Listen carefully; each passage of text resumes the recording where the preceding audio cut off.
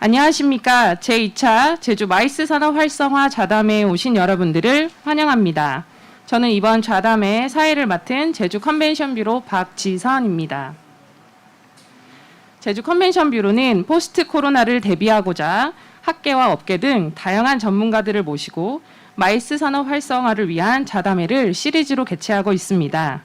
지난 10월 처음으로 하이브리드 방식의 1차 좌담회를 개최하였고 오늘 2차 좌담회를 환상수 곶자알 공원에서 개최하게 되었습니다. 이번 행사는 코로나19 확산 방지를 위해 온 오프라인으로 동시 진행되고 있으며 오프라인 행사장은 현재 20명 이내의 참가자분께서 모여 계시고 온라인으로는 제주 컨벤션 뷰로 공식 유튜브 채널에서 실시간 중계되고 있습니다.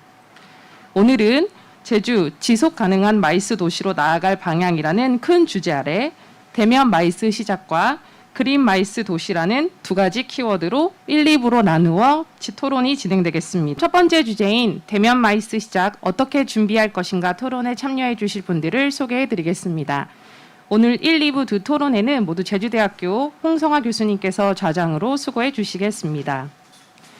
패널에는 링크팩토리 이형주 본부장님, 피컨백스 박수범 대표님, 제주포럼 사무국 양영식 팀장님, ICC 제주 정종훈 실장님께서 토론에 참여해 주시겠습니다.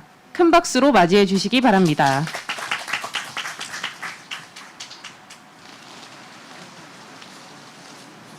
예, 오늘 그 좌담회 좌장을 맡은 제주대학교 홍성환 교수입니다.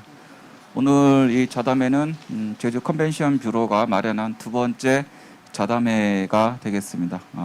지난 1차 좌담회에서도 굉장히 좋은 의견이 많이 나왔던 걸로 알고 있고 오늘 역시 두 번째 좌담회에서도 우리 패널 여러분들의 정말 그 좋은 정책적 대안으로 갈 수 있는 대안이 나왔으면 하는 이제 바람을 갖습니다. 아까 사회자께서 패널분들 다 소개해 주셨기 때문에 따로 소개를 하진 않고 오늘 전체 행사 주제는 제주 지속가능 마이스 도시로 나아갈 방향 모색이 되겠고 두 개의 소주제가 있습니다. 첫 번째는 대면 마이스 시작 어떻게 준비할 것인가, 두 번째는 그린 마이스 도시 조성이 되겠습니다.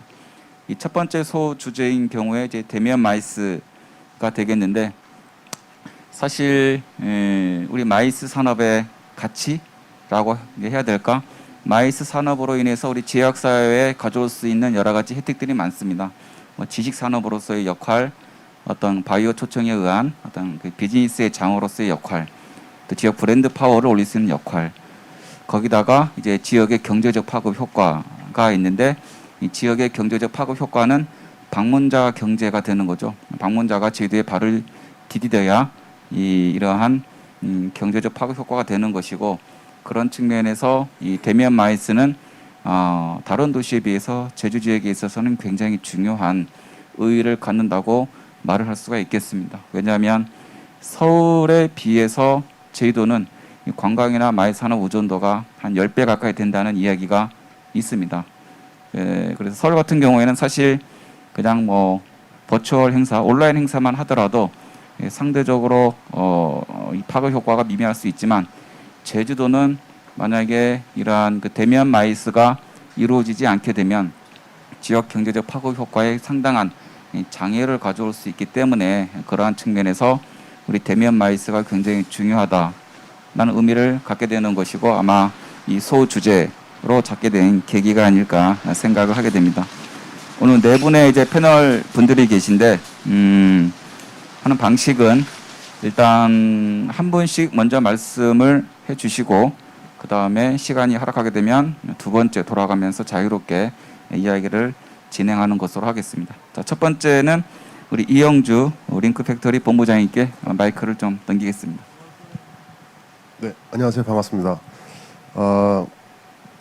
저는 지금 뭐 미술관이나 박물관 또 컨벤센터 같은 이제 베뉴들 컨설팅 하고 있고요. 이런 이제 마이스 쪽의 기획이나 이제 전문 뭐 교육 또 자문 등을 하고 있습니다.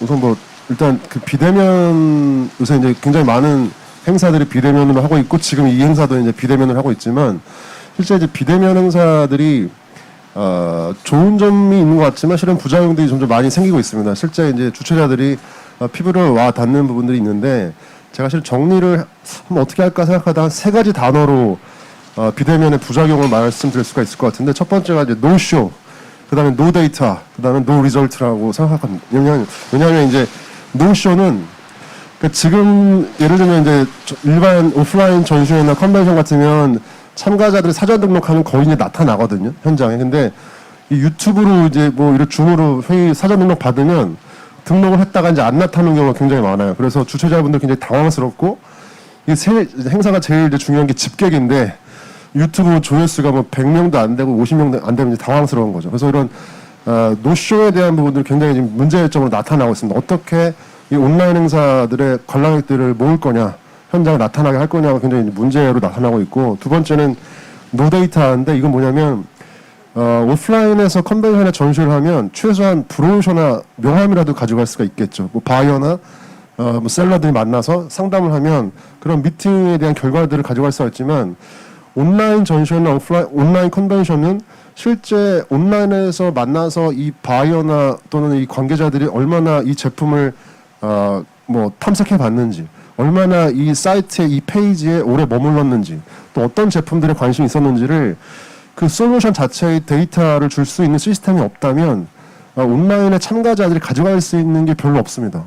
그런데 결국에는 성과에 굉장히 악영향을 끼칠 수밖에 없고, 실제로 온라인 전시회가 오프라인 전시회보다 계약이나 어떤 비즈니스 연결되는 성과는 굉장히 낮아질 수밖에 없다는 것이죠. 그래서 이 데이터에 대한 부분들을 주최자나 솔루션들이 제공해주지 않으면 오프라인보다 나을 게 없다라는 게 지금 컨벤션이나 전시 쪽의 문제점이고요. 세 번째는 그래서 결론적으로 결과가 없다는 거죠. 그러니까 어떤 성과들을 온라인 전시회나 온라인 비즈니스들이 오프라인만큼 줄 수 있느냐, 또 이런 오프라인만의 강점인 우연한 발견의 기회들, 뭐 세렌디피티 같은 그런 기회들을 오프라인에서는 이렇게 돌아다니면서라도 내가 우연한 제품이나 좋은 서비스 만날 수 있지만 온라인상에서는 첫 화면에 보여지는 제품이나 서비스 이상의 어떤 것들을 우리가 쉽게 검색하거나 찾아볼 수 없기 때문에 온라인상에서 숨겨진 기업들이나 숨겨진 서비스들을 어떻게 드러나게 할 것이냐를 주최자들이나 또는 이 솔루션 개발자들이 굉장히 많이 고민을 할 수밖에 없다. 그런 부분들이 좀 문제점이라고 생각합니다. 예. 이영재 본부장님, 일단 그 비대면, 우리가 흔히 이야기하는 온라인 이제 그 미팅이 되는 거죠. 온라인 미팅이 가지고 있는 한계를 한 세 가지 측면으로 좀 나눠서 말씀을 해주셨습니다. 물론 온라인 회의가 갖고 있는 장점도 많이 있습니다. 그죠? 여러 가지 좀 장점도 있지만 차차 다른 패널 분들께서 말씀해 주실 것으로 기대를 합니다. 두 번째는 우리 박수범 피컨벡스 대표님께 부탁드리겠습니다. 네, 안녕하십니까. 제주도에서 국제회의 기획업을 하고 있는 주식회사 피컨벡스 대표를 맡고 있는 박수범이라고 합니다. 먼저 오늘 그 토론회를 좀 준비를 하면서 어떤 걸 얘기할까라고 했을 때 사실 제가 제일 잘할 수 있는 게 무엇일까를 좀 고민해 봤습니다. 아마 오늘 패널 분들 중에서는 그래도 제가 제일 현장에서 직접 기획사로서 그리고 실행사로서 이렇게 하는 것이 있다 보니까 현장에서 저희가 느낀 것들에 대해서 좀 말씀을 좀 드리겠습니다. 먼저 이 비대면 행사의 부작용이라고 했을 때 마이스라는 산업에 대한 근간에 대해서 조금 카테고리별로 나눠서 좀 말씀을 드리겠습니다. 먼저 국제회의 같은 경우는 국제회의라든지 뭐 기업회의, 일종의 컨벤션 미팅 같은 경우는 다행히도 요즘에 언택트 또는 온택트라고 해서 비대면으로 많이 열리고 있습니다. 지난 6월까지만 해도 사실 취소가 대부분이었으나 이제 여름이 지나고 가을로 오면서 온라인상에서 하는 것들이 많아졌는데, 이렇게 지금 온오프라인 지금 이 행사도 마찬가지겠지만 준비를 하면서 가장 느꼈던 게 뭐냐면 주최 기관 또는 주관 기관보다는 참여자들이 굉장한 불만을 느끼고 있었습니다. 그 불만이라고 하면 특히 학회 등에서 좀 많이 두드러졌는데요. 학회라고 하면은 사실은 어떤 특정한 주제 또는 동일한 분야에 있어서 관심사를 가지신 분들이 현장에서 모여서 심도 있는 토론을 하고 학습에 대한 경험을 공유하는 그런 자리인데, 이것이 온라인에서만 진행을 되다 보니까 좀 일방적인 교수법에 가깝지 않느냐라는 말씀을 많이 주시더라고요. 그런 거에 있어서는 참 저희 기획사들도 행사를 하기 힘들지만 반면에 참가자들도 굉장히 어려움을 많이 느끼고 있구나, 정말 다시 대면을 느끼고 있구나 하는 걸 좀 느꼈고요. 두 번째로는 전시회입니다. 전시회 같은 경우가 가장 조금 전시회 그리고 그다음 축제에도 말씀드리겠지만 전시회 같은 경우가 가장 온라인에서 또는 가상 공간에서 하는 게 가장 어려운 분야 중 하나라는 걸 요즘 많이 절실히 느끼고 있습니다. 앞서 말씀드렸다시피 컨벤션이나 미팅 이런 회의 같은 경우는 어떤 방식을 채택하던 온라인상에서 할 수 있지만 사실 전시회 같은 경우를 온라인에서 한다. 그건 소위 말하면은 제가 느끼기에는 오픈마켓이나 다름이 없다라고 생각을 하고 있습니다. 자기들이 준비했던 다양한 물품이라든지 어떤 재화들에 대해서 현장에서 고객들에게 B2C가 됐던 B2B가 됐던 혹은 B2G까지도 다양한 대상자들을 해서 현장에서 어떤 시연을 한다거나 마케팅 또는 뭐 홍보 마케팅을 해야 되는데 이런 것들을 온라인에서만 한다는 게 보여줄 수 있는 거에 너무 큰 한계가 있다. 그리고 그에 따라서는 우리가 전통적인 대면 전시를 했을 때 파생되는 여러 산업군들이죠. 예를 들어서 부스 장치사라든지 출력사라든지 인쇄사라든지 그리고 또는 장치 렌탈사라든지 많은 이제 수반되는 파생되는 산업군들이 일할 기회가 많이 사라지고 있다. 이것이 가장 큰 비대면의 부작용이 아닌가 그런 생각을 하고 있고요. 세 번째로 아까 축제랑 이벤트 같은 경우는 사실상 온라인에서는 할 수가 없다라고 보여집니다. 지금 제주도 안에서도 보통 제주의 하늘을 알린다고 보죠. 뭐 탐라 입춘굿 축제라든지 또는 들불 축제 그리고 다가올 성산 일출제 같은 경우는 사실 어떻게 될지 모르겠으나 제가 알기로는 온라인으로 개최한다고 들었습니다. 이렇게 온라인으로 개최했을 때 가장 큰 부작용은 현장감이 없어지는 것이 아닌가. 그래서 비단 축제뿐만 아니라 어떤 공연업계까지 확장을 한다면 더 큰 문제가 되겠죠. 오프라인에서 서로가 모여서 경험을 공유하는 그 현장감이 그 산업을 이끌어갈 수 있는 원동력인데 그거 자체를 온라인에서 함으로 인해서 그런 것들을 느낄 수 없다. 이게 가장 큰 비대면 행사의 문제인 것 같고요. 마지막으로 좀 산업적인 전반적인 측면에서 좀 보자라고 하면 아까 교수님께서도 서두에 말씀하셨지만 제주도에 있어서 관광이라든지 마이스 산업이 지역 경제에 이바지하는 부분이 굉장히 큽니다. 근데 실례로 옆에 제주포럼 사무국장 팀장님도 나와 계시고 IC 실장님도 나와 계시지만 지난달에 제주포럼 같은 경우는 해도 저도 하나의 분과를 맡아서 운영을 했었는데 이게 예년과 다르게 대면 행사가 축소가 되고 온라인으로 많이 가다 보니까 지역 경제에 파생했던 그 예컨대 마이스라는 가장 크게 두드러지는 항공, 숙박, 교통 이런 것들에 대한 수요가 너무나도 없어지는 걸 눈앞에서 봤습니다. 저희 같은 기획사들은 어떻게든 온라인의 방식이든 오프라인의 변형된 형태를 통해서든 일을 할 수 있는 기회가 있는데 이렇게 비대면으로 가다 보니까 마이스의 산업에 파생되는 여러 산업군들에게는 아직은 일할 기회조차 없어지는 게 가장 큰 문제가 아닌가 그런 생각을 좀 많이 해봤고요. 마지막으로는 행사를 주최 주관함에 있어서 예산의 재분배가 좀 필요한 시점이 아닌가 그런 생각을 하고 있습니다. 대면에서 비대면으로 가면서 바뀌는 것들이 굉장히 많거든요. 사실 이제 뭐 비대면으로 갔을 때 가장 주최 기관 입장에서 가장 좋은 점 중 하나는 체재비를 아낄 수 있다는 장점은 있겠죠. 반면에 그분들을 오시지 않지만 화상에서 모시기 위해서 저희가 구현해내야 되는 다양한 기술들이라든지 거기에 필요한 또 다른 새로운 인프라들을 준비하는데 많은 예산이 소요가 되고 있는데 아직은 거기에 대한 준비가 주최기관 그리고 저희 기획사들 그리고 받아들인 다른 인프라의 산업에 종사하신 분들에게도 아직은 조금 준비 기간이 필요한 게 아닌가 그런 생각을 좀 해봤습니다. 네, 이상입니다. 예, 박수원 대표님 말씀 감사합니다.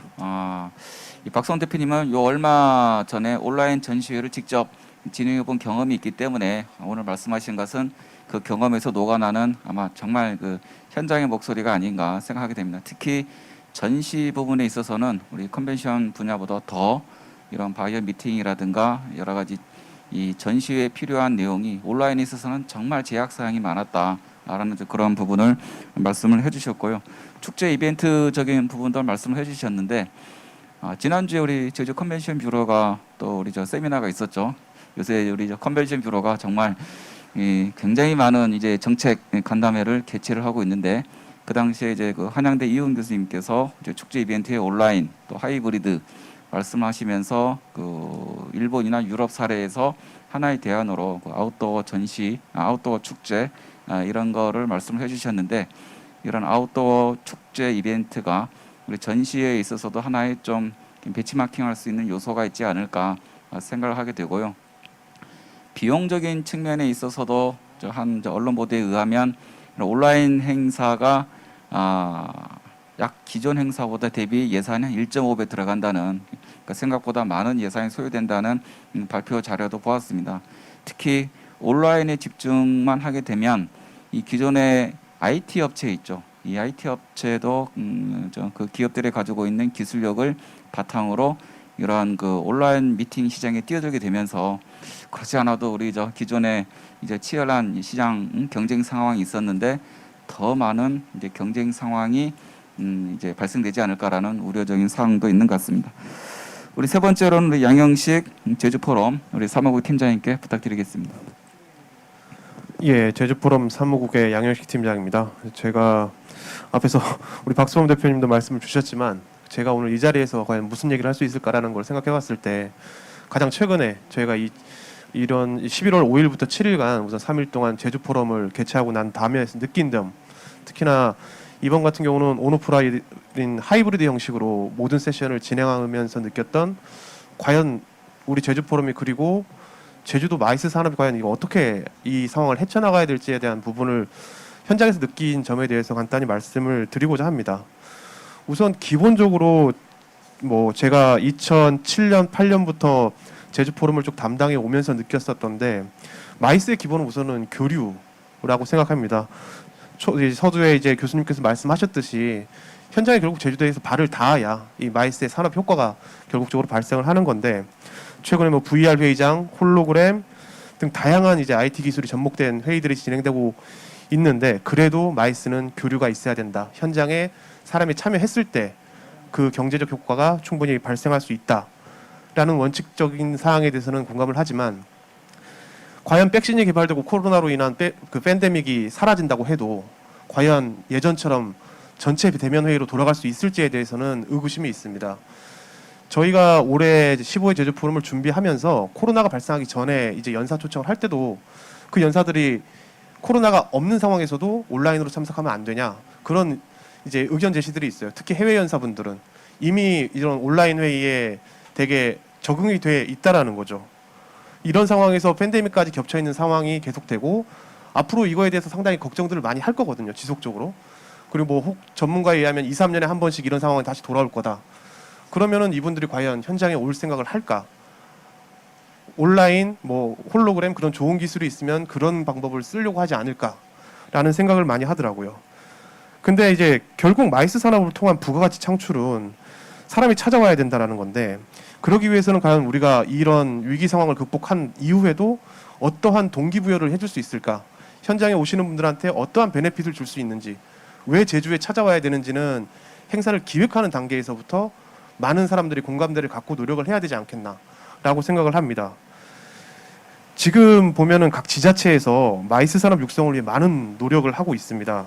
뭐 최근에 이제 언론 보도를 보면 서울, 부산, 인천은 뭐 워낙 마이스 규모가 큰 상황이기 때문에 뭐 두말할 필요가 없을 것 같고요. 최근에 보니까 수원, 뭐 울산, 포항, 경주에서 상당히 마이스 산업에 대한 투자와 유치 활동을 상당히 하고 있습니다. 이게 그렇게 본 것 같아요. 위기를 기회로 삼자라는 부분인 것 같습니다.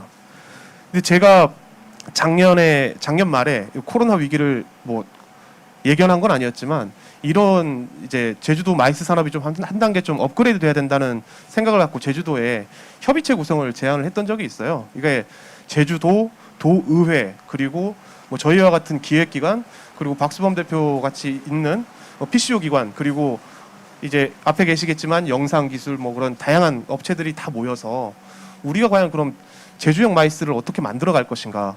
그래도 그런 유치 건수나 그런 상황에서 봤을 때 제주도가 전국 단위에서 봤을 때는 상당히 큰 이제 마이스의 중심지라고, 그리고 도정에서도 항상 그런 거를 많이 홍보를 해왔던 상황이기 때문에. 근데 다른 지자체에 비해서 최근 들어서 좀 약간의 지원이나 관심이 떨어져 가는 거 아닌가. 특히나 원래 상황을 겪으면서 이 영상회의 기술에 대한 부분이 되게 필요가 많이 됐습니다. 근데 도내의 그 업체들은 아시겠지만 약간 영세함도 있는 상황이고 한데, 그걸 다 스스로 해결하기 위해서 공부하고 뭐 비품이나 시스템 구입도 다, 근데 상당히 경제적 부담이 많이 되죠. 그런 상황에서 일례로 봤을 때 이런 부분이 뭐 이제 중심 도시 뭐 서울이나 부산 같은 경우는 이미 코로나가 2월 달에 창궐하고 마이스 산업의 위기를 4월 달부터 해서 지자체적인 교육이나 그런 도움 자체에 대한 상당히 그런 구체적인 안이 나왔더라고요. 최근에 제가 알기로는 10월 정도에 그 컨벤션 뷰로에서도 이런 그런 온라인 디지털 회의에 대한 교육 그리고 시스템 구축에 대한 지원을 발표한 걸로 알고 있는데 그런 부분이 조금 다른 시도에 비해서 좀 대응 자체가 늦었던 게 아닌가. 그런 거를 앞으로 이 코로나 위기를 극복한 이후에도 저희가 제주만에 갖고 있는 마이스 산업의 강점을 부각시키기 위해서는 이런 통합적인 협의체를 구성하고 거기서 논의된 사항을 정책적으로도 나갈 수 있고 도정이나 도의회에서는 행정적 재정적 지원을 할 수 있는 그런 시스템이 좀 구축돼야 되지 않을까라는 생각을 해봤습니다. 네, 이상입니다. 예, 양희식 팀장님 감사합니다. 저도 이번에 제주 포럼 이제 패널로서 참석을 했었는데 기존과는 좀 많이 다른 느낌을 가졌습니다. 하이브리드 형태로 진행되긴 했지만 역시 상당히 좀 제한적인 그런 좀 한계를 느낀다라고 말씀드려야 될까. 물론 나름 성과도 있었지만 그런 것을 많이 느꼈던 것 같습니다. 지금 PCMA나 등 우리 그 마이스 관련 국제 기구에 의하면 우리가 2019년 이전으로 돌아가려면 굉장히 많은 시간이 필요할 것이다. 빨라야 내년 하반기. 근데 이거는 거의 불가능하게 될 것 같고 아마 2022년, 23년 하반기는 되어야 우리 이 코로나 이전으로 겨우 돌아갈 수 있는 성장도 아니고 이런 이야기를 하고 있습니다. 그렇기 때문에 우리가 상당 기간 이 어려운 시기에 우리 마이스 산업이 이 산업이 붕괴되지 않고 살아남아야 되는 시기인데 여기서 우리가 생존을 모색해야 되는 그러한 사안이 있는 거죠. 우리 양 팀장님은 이게 이제 대안 중에 하나로서 이제 지역에 각 마이스와 관련된 이해 주체, 이 집단이 모여가지고 하나의 좀 컨트롤 타워 이런 협의체를 이제 말씀을 해주셨는데 굉장히 중요한 사안이라고 이제 평가가 됩니다. 이 코로나 시대에 우리 업종 보게 되면 정말 힘든 업종이 우리 마이스 산업, 여행업, 카지노업 등등 많은 이제 그 업종이 있는데 우리 여행업은 이제 많은 세미나와 많은 이제 업계의 이제 제안도 나오고 이런 내용들이 있는데 마이스 산업은 여행업에 비해서는 조금 우리가 우리의 목소리가 좀 작은 것이 아닌가. 그래도 우리 이 컨벤션 뷰로가 이렇게 이러한 자담회라든가 토론회를 자주 열면서 이 언론에 노출이 되고 그리고 우리 정책 당국에 제안을 하다 보게 되면 또 우리의 목소리가 많이 반영되지 않을까. 한 가지 아쉬운 것은 제안하신 협의체 우리 학계가 없네요. 우리 학계도 넣어주시면 열심히 하도록 하겠습니다. 자, 다음으로는 우리 정종훈 RCC 제주의 우리 실장님께 부탁드리겠습니다. 예, 안녕하십니까. RCC 제주 마이스 기획실장 정종훈입니다. 이미 앞서서 토론자분들께서 거의 모든 얘기를 해주셔가지고 제가 드릴 수 있는 얘기는 중복적인 얘기일 수밖에 없을 거지만 어쨌건 간에 제가 준비해온 얘기를 말씀을 드리도록 하겠습니다. 부작용이라고 말하기에는 조금 다른 방향의 이야기일 수도 있지만 행사의 코디네이터 역할을 담당하고 있는 PCO 업무는 코로나19 팬데믹 이전과 지금의 상황은 완전히 달라졌다고 보셔야 될 겁니다. 우선 다들 아시는 바와 같이 원래 개최 예정되어 있던 국제행사 대부분이 연기 또는 개최가 취소가 되면서 PCO 업계가 큰 어려움에 빠지고 있습니다. 이거는 비단 제주도뿐만이 아니고 육지부에 있는 메이저급 PCO들도 이런 상태가 계속 유지가 된다면 내년 하반기에는 아마 국내에 있는 PCO들이 전부 문을 닫아야 되지 않을까라는 예상도 지금 하고 있는 상황입니다. 이렇다 보니 제주의 영세한 PCO 업체들은 어떻겠습니까? 그리고 PCO 업체가 굉장히 큰 이제 피해를 입을 수밖에 없는 이유 중에 하나가 행사 개최 여부를 PCO 업체가 정할 수 없다는 겁니다. 행사 주최자가 이런 모든 이제 사항들을 판단을 하고 나서 개최 여부를 결정하기 전까지 PCO 업체들은 업무의 특성상 업무를 계속할 수밖에 없고 PCO 업무의 대부분이 행사가 개최되기 이전 제안서 작업부터 사전 작업까지 한 90% 이상을 차지하고 있거든요. 올 초에는 이번 코로나19가 과거 메르스나 사스처럼 단기간에 끝나거나 올여름이 오면 기온이 올라가면 소멸될 것이다 라는 막연한 추측으로 인해서 행사 주최자의 결정이 늦어지고 이로 인한 부담은 고스란히 피슈업계 어려움에 배가를 시켜버렸습니다. 저희와 연관되어 있는 시스템, 인쇄, 수송, 관광 등 협력업체 또한 도미노처럼 같이 쓰러질 수밖에 없는 지금 상황이었습니다. 그나마 며칠 전에 이제 언론을 통해서 다 접하셨겠지만 제약회사인 화이자하고 모더나에서 개발 중인 백신이 효과가 이제 굉장히 좋다고 소식을 이제 전해드렸는데 내년 하반기에는 국가 간 하늘길이 열리고 사람들이 한자리에 모여서 지식을 공유하고 서로가 네트워킹할 수 있는 믿음을 가지고 열심히 버텨야 할 것 같다는 말씀을 먼저 드려야 할 것 같습니다. 질문 내용으로 돌아와서 비대면 행사의 부작용을 꼽자면 행사가 온라인으로 운영되다 보니까 고객 입장에서는 초청자가 없으니 연회, 숙박 비용 등 사업비가 절감이 된다고 생각들을 많이 하신 부분이 있었습니다. 하지만 이전과 달리 아까 홍성호 교수님께서도 말씀하셨지만 영상, 음량, 중계와 같은 시스템 그리고 방역 물품 이에 대한 사업 비용이 굉장히 많이 지출이 되는 걸로 저희가 이제 파악을 하고 있습니다. 이렇게 사업비를 조율하고 협의하는 과정이 가장 우선적으로 노출된 어려움 혹은 PCO 업체들의 부작용이라고 먼저 말씀을 드리도록 하겠습니다. 그리고 이전에는 오프라인으로 행사 대부분이 진행이 되고 부수적으로 온라인 시스템을 이용해 왔지만 지금은 이런 운영 방식이 완전히 뒤바뀌어져서 온라인 시스템 행사 운영 방식이 주가 되어 버렸습니다. 따라서 회의 운영 장비와 프로그램 영상 송출 장치 등이 고도화되는 것에 따라서 저희 직원들이 그에 대한 학습이 필요했던 부분도 있었습니다. 그리고 행사장 참석이 제한적으로 이루어짐에 따라서 행사장 모습을 생생히 전해드리기 위해서 유튜브, TV, 웹 스트리밍 등 고객 타겟에 맞춰서 플랫폼을 개설하는 것도 전과는 다르게 더욱더 중요한 일 중에 업무 중에 하나가 되었습니다.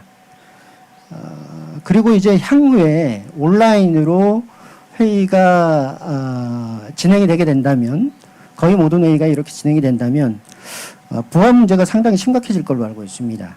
비대면 회의의 가장 취약한 부분이라고 생각되어지는데 앞으로 비대면 회의가 중요한 회의 방식이 된다면 해킹 등을 방어할 수 있는 새로운 개발 시스템이 필요하지 않을까라고도 생각하고 있습니다.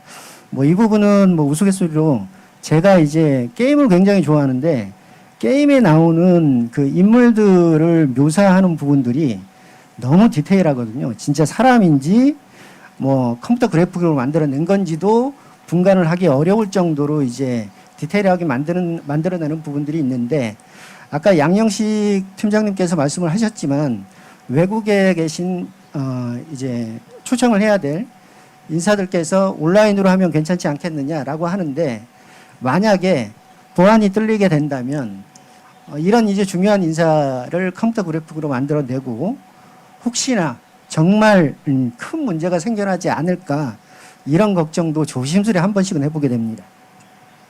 그리고 이제 박수범 대표님께서 말씀을 해주셨지만 현장감입니다. 세계적으로 손꼽히는 컨벤션 행사에는 반드시 세계적인 저명 인사들이 참석을 하게 되고 이들과의 네트워킹을 위해서 세계의 큰손들이 또 따라서 참석을 하게 됩니다. 비대면 회의에는 현장감이 떨어지는 게 이번 제주 포럼도 저희가 이제 진행을 해봤지만 그게 이제 확실히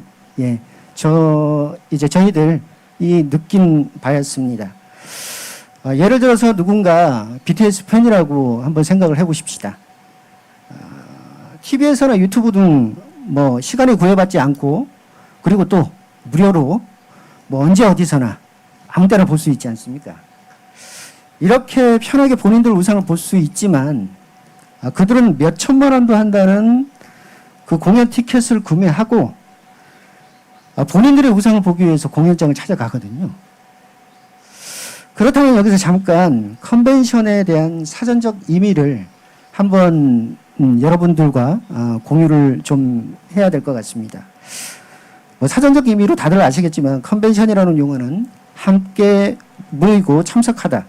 즉 다수의 사람들이 특정한 활동을 하거나 협의하기 위해 한 장소에 모이는 회의라 명시되어 있습니다. 지금과 같이 코로나19와 함께 해야 되는 시기에야 사람들이 서로의 안전을 위해서 온라인 행사로 진행할 수밖에는 없다는 거 알고 있습니다. 컨벤션이 단지 지식을 전달하는 것만을 위한 것이라면 지금 개발되어 있는 화상회의 시스템으로 저렴한 가격에 충분히 할 수 있을 겁니다. 그리고 과거 전 유럽인 대부분의 목숨을 앗아간 흑사병, 그리고 100년 전 1차 대전 당시 전 세계인들을 공포로 몰아넣었던 스페인 독감,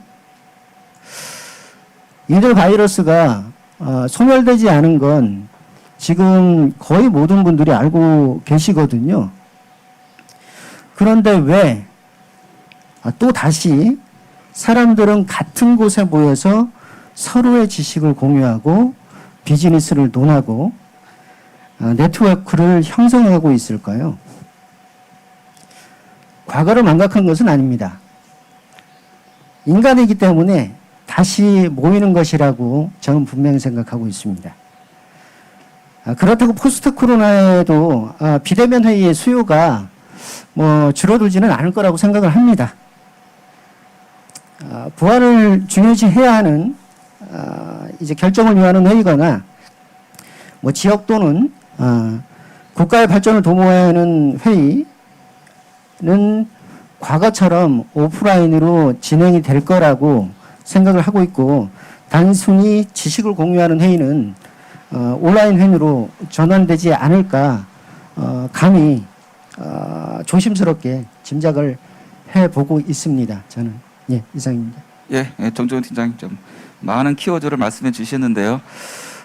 일단은 그 디지털화에 대해 말씀하셨는데 최근에 기사가 나온 적이 있죠. 우리 제주를 방문한 관광객들이 기존에는 우리 모바일 베이스의 이런 그 작은 화면에 관광 안내지도를 우전하다가 뭐 기관에서 우리 옛날 아날로그형 관광 지도 이쁜 거를 내세웠더니 너무 인기가 좋았다. 사람들이 언젠가는 다시 아날로그한 향수가 있기 때문에 이 시장은 그치지 않을 것이다라고 좀 이야기가 나오고 있고, 현장감을 말씀하셨어요. 어저께 우리 국가대표 축구가 있었는데 우리 스포츠 경기도 그렇죠. TV로 보는 거하고 현장 가서 보는 거하고는 너무너무 차이가 많다. 이게 우리 마이스 현장도 그대로 적용되는 것이 아닌가 이렇게 좀 생각을 해보고, 해킹 정말 중요한 말씀 하셨습니다. 우리 안전에 관한 문제가 되는 거죠. 물론 이런 온라인 마이스가 가지고 장점 중에 하나가 이 수많은 행사를 우리가 모아서 영상, 거기서 나오는 여러 가지 숫자, 그리고 여러 가지 블로그, SNS 이걸 모아서 빅데이터를 형성을 해가지고 우리가 많은 정보를 수집할 수 있는 장점도 있지만 이런 해킹에 노출돼 있다는 그런 그 우려적인 상황도 있는 것 같습니다. 그리고 제가 질문이 있는데요, 정정희 실장님께. 전시 컨벤션 센터도 굉장히 힘든 부분이 있잖아요. 최근에 기사에 상설 온라인 스튜디오를 구축한다는 내가 이야기를 들었는데 맞나요? ICC 제주에서? 예, 맞습니다. 네, 왜냐하면 이제는 완전한 오프라인 행사는 상당히 힘들 것 같고 이제 그 온라인과 오프라인이 같이 가는 하이브리드 형태로 가게 될 텐데, 제주도에 있는 PCU 업체나 아니면 관련 업체가 그러면 온라인 행사하고 오프라인을 같이 하려면 비용적인 부담이 크잖아요. 그리고 또 온라인 행사를 이 상설 무대를 설치했다가 철거했다가 하게 되면 많은 비용이 들 것이고, 혹시 ICC 제주가 이런 상설 온라인 스튜디오를 우리 제주도에 있는 마이스 업계에 아주 저렴한 가격으로 상설적으로 제공할 수 있으면 많은 비용 절감이 좀 되지 않을까 이렇게 생각하게 되고, 요거에 대해서 한번 좀 답변해 주시고, 또 하나는 전시 컨벤션 센터, 아마 ICC도 굉장히 어려운 걸로 알고 있는데 우리 국내외 전시 컨벤션 센터의 현재의 업계 현황 이거 좀 간단하게 좀 말씀 부탁드리겠습니다. 아까 홍성화 교수님께서 말씀해 주셨던 부분이 저희들 올해 연말까지 이 컨퍼런스 및 전시통합 플랫폼을 구축하는 사업을 지금 진행하고 있습니다. 뭐 이거와 더불어 이제 여러분들도 아시겠지만 뭐 이제 제주도의 마이스 산업을 키우기 위해서 제1센터도 2023년 뭐 상반기에 준공을 예정으로 지금 열심히 노력들을 하고 있습니다. 그 다음으로 이제 질문을 주신 게 뭐 전국의 전시 컨벤션 센터의 지금 현황에 대해서 말씀을 하셨는데 실질적으로 그 제주도가 방역에 다른 지역보다 훨씬 더 이제 그 지자체에서 강하게 밀어붙이고 있는 것 같습니다. 뭐 경기도도 마찬가지고 다른 데도 다 마찬가지로는 알고 있는데 지금 뭐 어디서 하는 강의를 들어보니까 그 이제 컨퍼런스는 이제 어쩔 수가 없지만 이런 온라인으로 진행을 해도 뭐 크게 문제는 없다고는 얘기를 하고 있습니다. 전문가들이. 근데 이제 전시회가 문제죠. 근데 전시회 같은 경우에 전시회 태동이라고 얘기할 수 있는 독일의 메세 관계자들은 절대 전시회는 온라인으로 할 수 없다고 지금 이제 강하게 얘기하고 있는 상황이고 그거에 따라서 이제 육지부에 있는 전시 컨벤션 센터에서는 전시회들을 계속 쭉 하고 있는 것 같습니다. 그게 이제 지자체나 국가에서 진행하는 전시회 같으면 이미 취소를 했겠죠. 연기를 했거나. 근데 민간들이 하는 그 이제 행사들이어서 전시회가 전부 다 이제 진행이 되고 있고 한 예로 무역센터에서 6월인가 7월 달에 그 프랜차이즈 이제 전시회를 한번 한 적이 있었던 걸로 제가 알고 있거든요. 근데 그 프랜차이즈 행사가 1년에 한 번씩 있답니다. 프랜차이즈 행사를 전시회를 개최를 했는데 참관객들이 너무 적은 거예요. 그래서 무역센터의 담당자는 굉장히 미안했던. 조금 짧게 시간이 이제 얼마 안 남아서요. 뭐 어쨌건 간에 제주도보다는 육지부에 있는 전시 컨벤션 센터들은 지금 전시회라든지 이런 것들을 활발히 하고 있다는 말씀을 드리겠습니다. 예. 예, 실장님 감사합니다. 우리 시간이 좀 많이 남지는 않았는데 다시 한번 좀 돌아가면서 한 분당 한 2분에서 3분 정도 오늘 좀 토론 나왔던 내용에 대해서 추가적인 좀 발언이 있으시면 부탁드리겠습니다. 우리 이영주 본부장님. 예. 그 아까 이제 비대면 행사 문제점을 말씀드렸는데 그러면 이제 어떻게 할 거냐에 대한 얘기를 물어보실 것 같습니다. 그래서 제가 생각할 때는 저는 솔직히 이제 우리가 왜 도시 마케팅 제주도도 마찬가지로 데스티네이션 마케팅이라고 하는데 이게 목적지잖아요. 근데 실은 온라인이 이 목적지로서의 기능을 대부분 해결한 것 같아요. 그러니까 더 이상 정보를 습득하기 위해서 심지어는 저는 교류도 얼마든지 온라인으로 다 가능하더라고요. 이미 온라인 행사에서 링크드인이나 페이스북이나 이런 것도 가지고 자기들끼리 다 친구 맺고 뭐 다 팔로우하면서 얼마든지 다 하고 있습니다. 그래서 문제는 제가 봤을 때 그러니까 대면 행사가 살아나려면 저는 그곳에 가야만 하는 이유가 뭐냐를 좀 줘야 될 것 같습니다. 그러니까 우리가 이제 익스피리언스라고 하잖아요. 그러니까 제가 요새 뭐 여행의 미래를 보더라도 지금 우리가 여행을 가는 이유, 밥을 먹는 이유, 뭐 옷을 사는 이유 전부 다 인스타에 올리기 위해서랍니다. 솔직히 밀레니얼 입장에서는. 그러니까 어떻게 보면 우리가 마이스 때문에 그곳에 가야 한다면 그곳에 가야 할 이유를 달라는 거죠.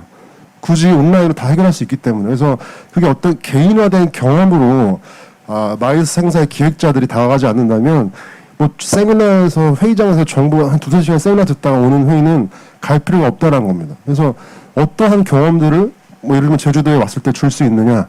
더군다나 전시회도 이제는 지금 내년 1월달 CES가 100% 디지털로 바뀌면서 마이크로소프트의 AI하고 빅데이터 시스템을 적용했습니다. 그래서 마이크로소프트는 앞으로 그 개인의 등록 정보를 가지고 당신이 가야 할 부스, 당신이 볼 제품들을 개인화로 큐레이션을 다 해주겠다는 겁니다.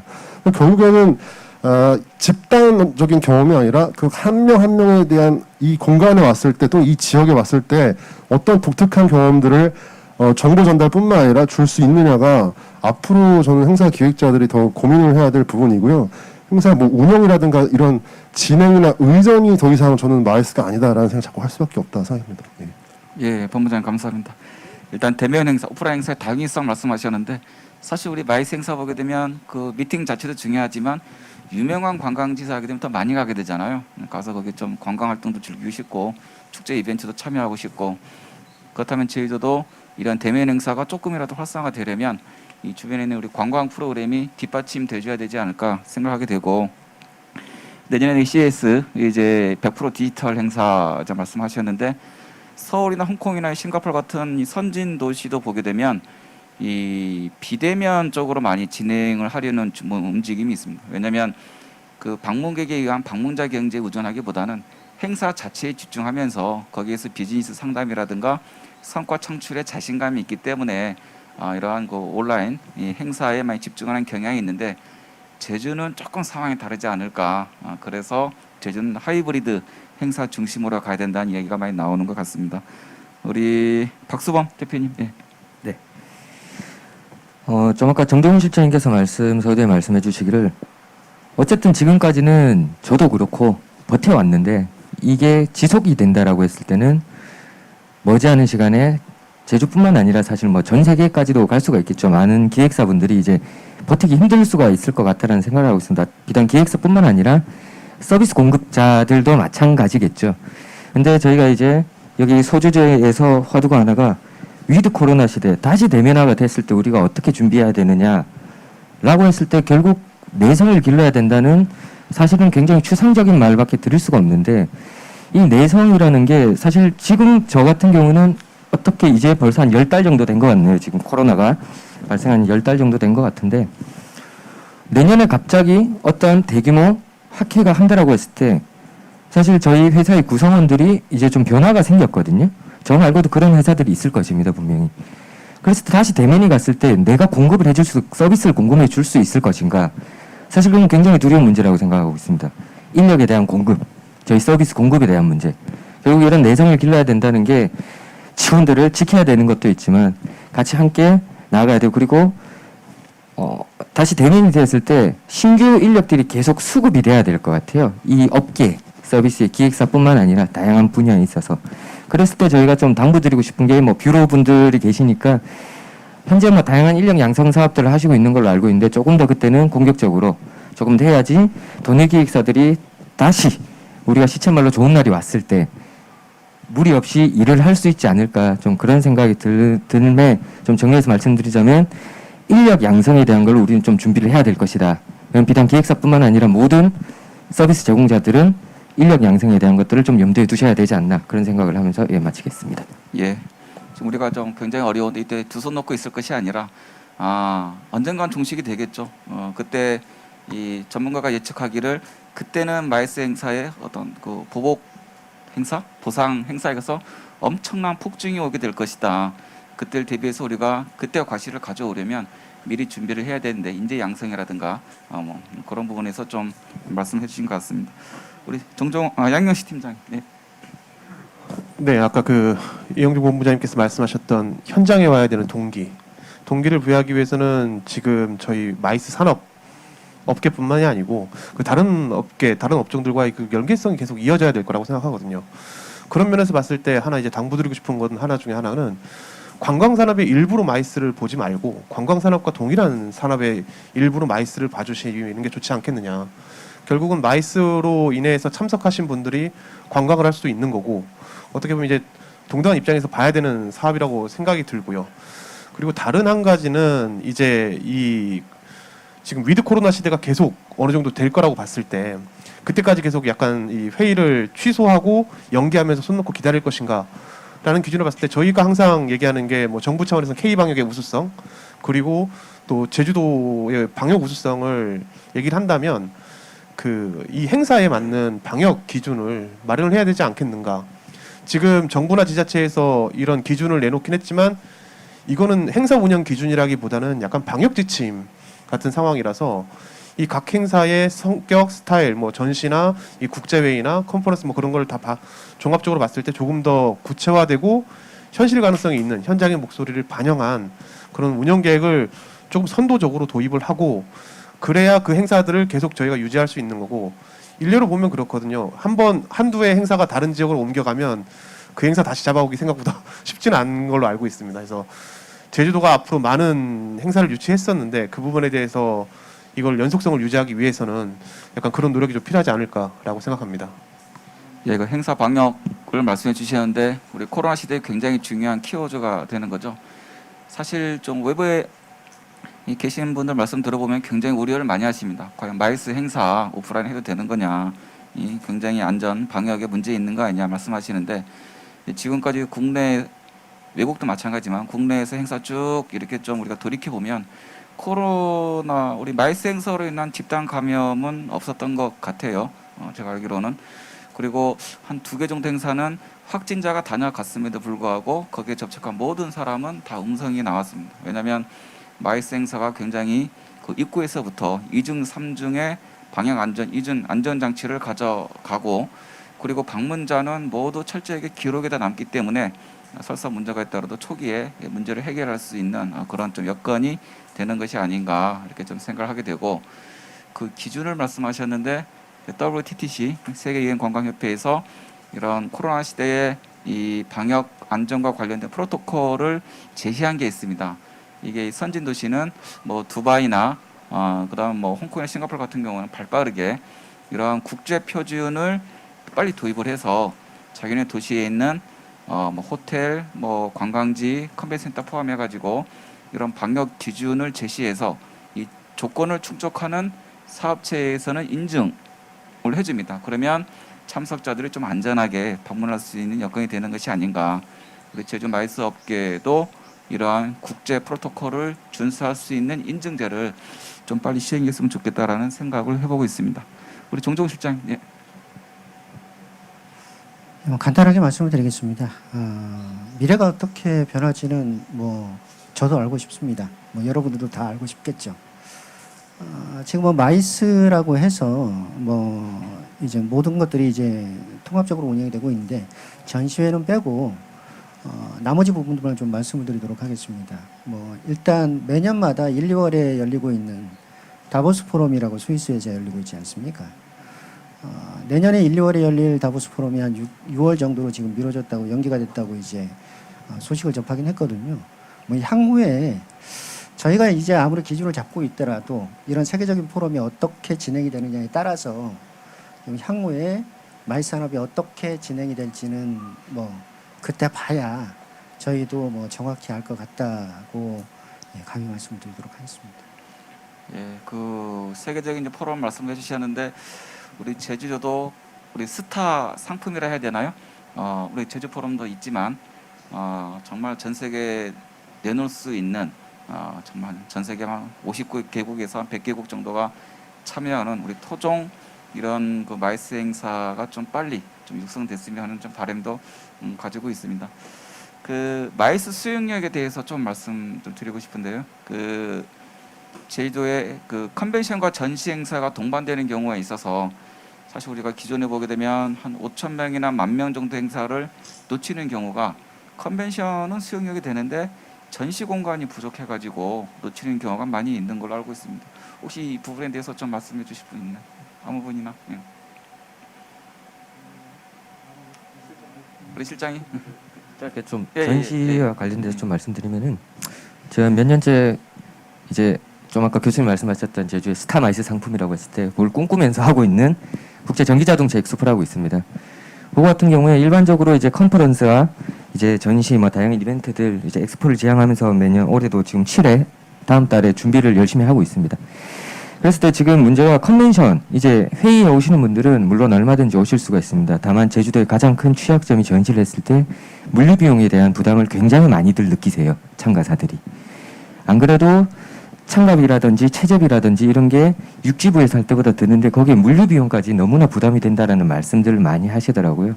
그랬을 때 제주도가 앞으로 어떠한 이러한 전시를 동반 수반한 행사들 유치를 함에 있어서 좀 행정적으로 재원이 허락한다라면 그 참가 기업들에 한해서 물류비를 좀 지원해 준다라면 앞으로 이 전시 산업마저 제주도에도 조금 더 활성화될 수 있지 않을까, 그런 생각을 좀 많이 해봤거든요. 지금 뭐 아메이가 됐던 어떤 일반 기업체들이죠. 어떤 일반 기업체들의 컨퍼런스나 회의나 이런 뭐 인센티브나 이런 것들이 있는데 전시가 이게 오를 듯 오르지 않는 것이 조금 아쉽다라는 생각을 하는데, 그런 것들이 행정적인 데서 좀 뒷받침돼 준다면 좀 더 활성화될 수 있지 않을까, 뭐 그런 생각이 좀 듭니다. 우리 그 정종훈 실장님, 우리 제주도가 좀 이제 인프라가 부족해서 제2 제주 컨벤션 센터, 다목적 센터, 진짜 정확한 명칭은 이제 잘 모르겠습니다만 어떻게 준비가 되고 있습니까 지금 코로나 시대? 아까도 말씀드렸듯이 뭐 향후에 저희가 지금 노력하고 있는 게 COP 뭐 APEC 유치에 대해서 뭐 제주도하고 긴밀히 뭐 뷰로도 마찬가지고 지금 협력하면서 지금 유치 활동을 벌이고 있거든요. 그래서 2023년에 저희가 이제 상반기에 준공한다고 이제 말씀을 드렸듯이 전시회가 열릴 수 있는 공간입니다. 거기가 지금 이제 제일 컨벤션 같은 경우에는 이제 컨퍼런스를 위주로 하고 있는 이제 시설이고 그렇다 보니 이제 나중에 그런 문제는 조금 많이 해결이 되지 않을까 싶습니다. 하여튼 그 두 번째 이제 건설하는 우리 인프라 전지 컨벤션 센터는 우리 전문가들이 말씀하시기를 최소 300부스 아니면 한 500부스는 확보가 되어야 우리가 저 코로나 이후에 우리 저 수요가 폭증했을 때 이러한 그 대규모 행사를 우리가 많이 좀 가져올 수 있지 않을까라는 이야기들을 좀 많이 좀 하고 있습니다. 자, 오늘도 우리 1세션에 대해서 이제 마무리해야 될 시간이 된 것 같습니다. 오늘 네 분 패널을 말씀해 주신 굉장히 중요하고 귀중한 말씀들을 해 주셨는데 이러한 내용도 우리가 잘 메모를 해서 어려운 시기지만 우리가 또 우리 마이 산업이 다시 한번 되어갈 수 있는 그런 좀 기회가 되게끔 우리 좀 모두의 노력이 필요하지 않을까 이렇게 좀 생각을 하고 있습니다. 오늘 말씀 잘 감사드리고요. 잠시 1세션 마무리하고 그 브레이크 타임 좀 갖고 한 3시 20분부터 시작하나요? 두 번째 세션을 시작하도록 하겠습니다. 자, 1세션 여기서 마무리하겠습니다. 감사합니다.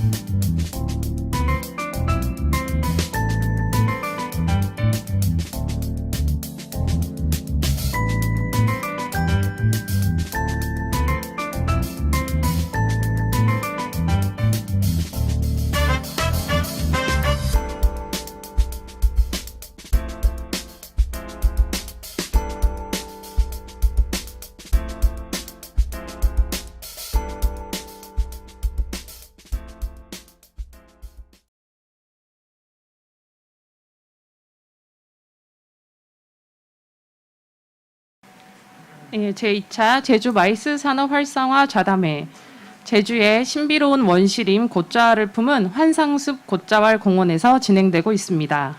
네, 그럼 이어서 예고드린 바와 같이 그린 마이스 도시 조성이라는 주제를 가지고 두 번째 토론을 시작해 보도록 하겠습니다. 역시 제주대학교 홍성화 교수님께서 좌장을 맡아주시도록 하겠습니다. 2부 토론 패널을 소개해 드리겠습니다. 한국 PCO 협회 진선미 사무국장님, 이디컴 고맹종 대표님, 김영미로공원 김영남 대표님, TN제주 문경록 대표님께서 참여해 주시겠습니다. 큰 박수로 맞아주시기 바랍니다.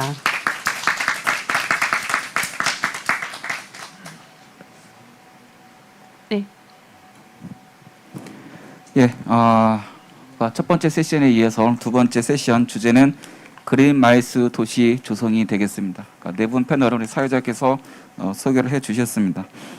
예, 친환경 마이스는 역시 우리 마이스업계 굉장히 중요한 화두가 되는 것 같습니다. 코로나 시대에는 어떻게 보게 되면 자연스럽게 이제 친환경 마이스로 갈 수밖에 없는 그런 사안이 되는 것이고, 근데 1세션 말미에 말씀드렸지만 우리가 마이스 수용력에 대해서 미리 고민하고 대비를 해야 될 사안이 아닌가 이렇게 좀 생각을 하고 있습니다. 사실 제주도가 2017년, 한 16년 우리 관광객이 급증해서 많이 올 때 보게 되면 이 일반 관광객도 굉장히 많이 오고 우리 마이스 행사도 굉장히 많았던 시기가 있었습니다. 그때 이제 그 오버 투어리즘 이야기도 이슈가 많이 됐었고, 그 마이스 행사 같은 경우에 있어서는 우리가 행사를 하고 싶어도 우리가 그 항공권 티켓을 확보를 못해서 행사를 놓치는 경우도 종종 있는 것으로 제가 들었습니다. 왜냐하면 제주도가 사실 숙박이라든가 관광지 뭐 이런 전세버스 렌터카 등등 이런 그라운드 수용력은 좀 상대적으로 여유가 있다라는 우리가 평가를 많이 받는 데 비해서 그 공항 수용력에 좀 한계를 가져와 가지고 여기에서 수용을 못해서 병목 형상이라 할까? 그래서 이런 공항 티켓을 구하지 못해 가지고 우리 놓친 행사가 많이 있었다라는 좀 문제 제기도 있었고요. 그리고 또 하나는 기존에 우리가 저 단체 패키지 이제 관광객이 많이 왔을 때 그것이고 혼잡, 교통 혼잡, 그리고 관광지 혼잡 이러한 비판이 많이 제기가 되어서 이제 그 오버 투어리즘 얘기가 많이 나왔었는데, 근데 최근에 약간 좀 상황은 바뀌는 것 같아요. 이 코로나 시대이긴 하지만 최근에 모 기관에서 이 관광지 혼잡을 측정할 수 있는 앱이 개발이 되어서 조만간 상용화된다는 이제 이야기를 들었는데, 예를 들어서 우리 동네 날씨가 나오고 있잖아요, 기상청에서. 그러면은 우리 저희도 동서남북 이 동네 기상청 날씨 보게 되면 어느 지역 가면 날씨가 좋고 어느 지역 가면 좀 안 좋고 이걸 알 수가 있는데, 마찬가지로 어느 지역에 가면 지금 관광객이 약간 혼잡 상태에 있고 어느 지역에 가게 되면 좀 이렇게 좀 덜 혼잡한 이런 정보를 얻을 수도 있는 그런 좀 사안이 되는 것 같습니다. 그리고 최근에 개별 관광객이 많이 늘어나다 보게 되니까 이 카드사의 빅데이터에 의하면 제주도가 비교적 골고루, 전에는 특정 관광지나 좀 도심에 집중되는 경향성이 있었는데 이제는 우리 어촌 관광, 농촌 관광 이게 활성화되게 되면서 저희도 곳곳에 이제 그 관광객이 좀 골고루 가는 그런 경향성은 우리 그 친환경 관광, 친환경 마이스를 위해서 좀 다행스러운 사안이 되는 것이 아닌가 이렇게 좀 생각을 이제 해봅니다. 오늘 두 번째 주제가 우리 그린 마이스 도시 조성이기 때문에 이러한 부분을 먼저 말씀을 드렸고요. 이 네 분 이제 패널 분들께 이제 마이크를 넘게 될 텐데, 먼저 우리 진선미 이 사무국장님 서울에서 오셨죠? 예. 혹시 올 때 뭐 비행기 꽉 찼나요? 어땠나요? 네, 만석이더라고요. 예. 단체도 꽤 있는 것 같습니다. 최근에 뭐 외국인 관광객은 우리 자가 격리 때문에 많이 못 오지만 내국인은 아마 작년 대비 좀 적지 않은 숫자가 오고 있는 것 같습니다. 우리 진세민 국장님께 그린 마이스에 대해서 첫 번째 좀 마이크를 넘기도록 하겠습니다. 네, 안녕하십니까. 저는 사단법인 한국피쉬협회 사무국장 진선미라고 합니다. 그 주제에 관련해서 말씀드리기 전에 저는 간단하게 저에 대해서 말씀을 드리고, 또 이제 제주에 이제 오다 보니 서울의 상황이라든지 어떤 중앙 차원에서 또 현황이 좀 궁금하실 것 같아서 그 부분에 대해서 먼저 말씀드리려고 합니다. 저는 앞서 말씀드린 것처럼 사단법인 한국피쉬협회에 근무를 하고 있고, 문화체육관광부 산하 사단법인이고요.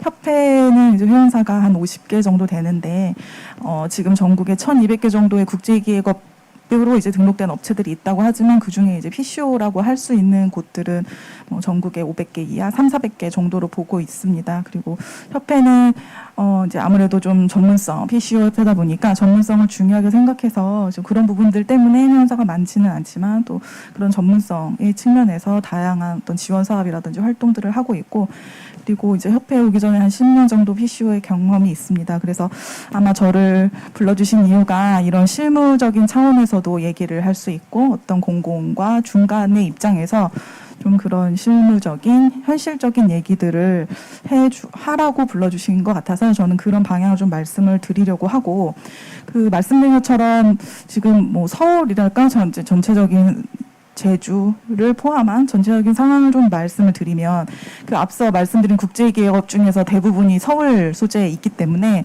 조금 이제 서울 외 지역이랑 차이는 좀 있는 것 같습니다. 그래서 뭐 다들 그 업계 상황은 비슷하긴 하겠지만 국제기회가 PCO의 특성상 기존의 뭐 메르스나 사스 같은 전염병 상황에 크게 영향을 받지 않았고, 이제 우리는 또 좀 대행 주체보다는 대행을 위주로 하다 보니 그런 영향이 처음은 별로 없는 듯 하였으나 이제 점점 팬데믹 상황이 오면서 심각해졌고, 저희가 4월에 조사했을 때, 협회 자체적으로 조사했을 때는 뭐 이런 상황이 연말까지 가면은 뭐 90%가 폐업을 할 거다 이런 식 얘기들이 있었는데 8월 이후 이제 9월부터 사실 이제 그 사이에 정부에서 뭐 특별고용업종으로 지정을 하기도 하고 다양한 뭐 지원제도라든지 그런 부분들의 영향도 있었겠지만 1단계가 되고 나서부터 이제 조금씩 행사를 재개하기 시작했고, 사실 컨벤션 행사는 공공 주도의 행사들이 좀 많기 때문에 어떤 뭐 예산의 문제도 있을 수 있고 해서 하반기에 행사가 이제 상반기에 연기됐던 행사들이 하반기에 좀 많이 개최가 되면서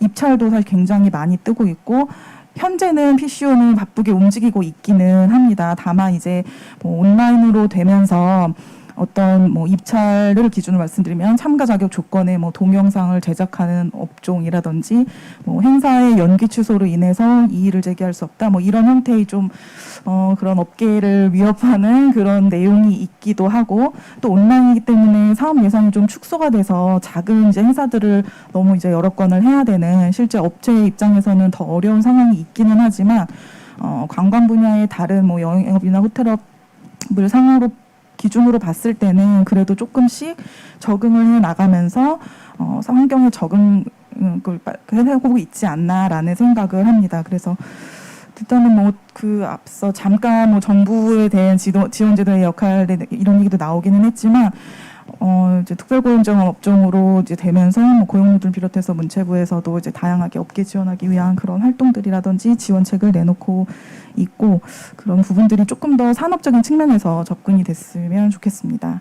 그래서 오늘 주제가 그린마이스 도시 조성인데, 저는 이 그린마이스 그린 컨벤션을 단순히 어떤 환경적인 측면, 친환경 이런 쪽으로만 접근하기보다는 좀 지속 가능성의 측면에서 얘기를 하는 것이 더 좋지 않겠냐라는 생각을 했습니다. 그래서 뭐 일반적으로 뭐 지속 가능 발전이라든지 지속 가능성에 대해서 얘기할 때는 뭐 환경적인 측면이라든 경제적인 측면, 사회적인 측면 이런 정도로 일반적으로 나눠서 얘기를 하는 것 같은데, 그 환경적인 측면은 이제 우리가 흔히 얘기하는 그린 컨벤션, 그린 마이스 이런 것들인 거죠. 그래서 뭐 재활용이라든지 탄소 배출에 관련된 내용들, 운영상의 이런 친환경적인 운영들이 좀 중심이 된 것 같아요. 그래서 그런 부분에서는 그냥 단순히 운영적인 측면의 어떤 친환경을 좀 추구하기보다는 행사 사실 이제 그렇게 하게 되면 또 여러 가지 뭐 예산의 문제라든지 어떤 주최기관의 상황이라든지 그런 것들이 또 있을 수 있기 때문에 그런 것들보다는 그냥 그 행사 자체를 친환경 뭐 주제도 친환경이 될 수도 있고, 그렇게 좀 컨텐츠도 보완할 수 있는 부분이 필요하지 않냐라는 생각을 하고, 중요한 또 한 가지 지속 가능성의 측면에서 보면은 사회적인 기능이 사회적 측면이 중요하다고 생각하거든요. 그래서 뭐 경제적인 부분은 뭐 수익에 대한 부분, 경제적 가치에 대한 부분이니까 그런 부분에 대해서는 조금 부가적이라고 보고, 사회적인 측면도 환경적인 측면 못지않게 중요하다고 생각합니다. 그래서 환경적인 것들은 이제 지속 가능하기 위해서 이것도 이제 뭐 그린 컨벤션에 속할 수 있는 건데, 어떤 정책의 방향이라든지 법 제도에 대한 부분들, 그리고 뭐 협력, 상생 이런 부분들 그리고 윤리에 관한 것 이런 것들도 같이 고민을 해야 되는 시기가 아닐까라는 생각을 하고 있습니다. 그래서 일단은 좀 전체적인 그린마이스에 대한 저의 생각을 좀 말씀을 드렸고 이제 다시 뒤에 기회가 되면 좀 더 구체적인 방향에 대해서 말씀드리겠습니다. 예, 김수영 국장 감사합니다. 서울에서 오셨는데 한국 PCO협회 사무국장을 좀 맡고 계시니까 일단 중앙에서 PCO 회사들의 여러 가지 좀 현황 사안들에 대해서 좀 많은 말씀을 해주셨습니다. 지속 가능한 마이스에 대해서 말씀을 많이 해주셨는데 사회적 기능, 경제적 기능, 그리고 환경적 기능을 말씀해 주셨고 우리가 환경적 기능하게 되면 좀 그런 인식이 좀 있는 것 같아요. 우리가 친환경 마이스, 친환경 관광으로 가게 되면 고비용으로 가는 것이 아니냐 이러한 좀 이 주변에 많은 이제 시선들이 있는 것 같은데 이러한 거를 이 친환경 마이스가 고비용이 아니고 오히려 가성비 좋은 정책으로 갈 수 있는 기회다 이런 거를 우리가 좀 이 사례를 발굴하고 그러한 정책으로 가야 되는 중요한 사안이 아닌가. 나머지 패널 분들께서 그런 부분에 있어서 좀 말씀을 해주실 걸로 좀 기대하고 있고 또 하나는 상반기에 많이 좀 유보되었던 행사가 하반기에 입찰이 많이 나오고 있다. 그러니까 기회적인 측면이 될 수도 있겠는데 좀 아쉬운 것은 오늘 우리 코로나 확진자가 좀 많이 나왔어요. 그래서 이 거리두기가 좀 더 강화되는 추세에 있는데 이러한 좀 어떻게 기회적인 측면이 다시 또 이 거리두기로 좀 어떻게 보게 되면 다시 좀 물거품이 되는 것인가 아닌가 하는 좀 우려적인 사원도 있습니다. 방역에 좀 더 많은 신경을 가져가야 될 것 같고 한 가지는 하반기에 나오는 입찰 조건 중에서 이제 많이 까다롭다. 우리 PC 업체를 배려하기보다는 행사가 혹시 취소하게 되면 그 상당 부분을 업계에 좀 돌리는 것이 아닌가라는 우려 섞인 이제 말씀을 해주셨는데, 요거는 우리 공공 부분에 있어서 정책적 배려를 안 그래도 업계가 힘든데 이것까지 우리가 다 깨앗게 되면 더 힘들 것이 아닌가 이런 좀 말씀을 해주셨습니다. 우리 두 번째로는 우리 고명정 대표님께 마이크를 넘기도록 하겠습니다. 네, 안녕하십니까. 제주에서 이디컴을 운영하고 있는 고명정 대표입니다. 네, 저는 이 친환경 그린 마이스 친환경 도시를 이제 주제로 삼아가지고 곰곰이 생각을 해봤는데 저희 그 한국 정부에서 원래 한국형 뉴딜 그 제주에서 제주형 뉴딜을 발표해서 이 마이스도 이 친환경 쪽으로 흘러가는 게 낫지 않은가, 게 맞는 게 아닌가라는 생각에 저도 그런 생각에 이 생각을 했습니다. 예, 친환경이라고 하면 저는 2012년도 세계 자연유산 총회를 생각이 떠오릅니다. 그 2012년 세계 자연유산 총회를 할 때 이게 친환경을 이제 모템으로 하고 이제 행사를 치르다 보니 지금 ICC 제주 컨벤션 센터 ICC에 보시면은 그 태양열 전지판이 설치되어 있습니다. 주차장 쪽에. 그게 이제 2012년 세계 자연 총회를 하게 됨으로써 그 태양열 전지판을 설치를 해가지고 에너지 효율을 보게끔 한 거고, 또 그 총회를 할 때 이 회원사들에게 태블릿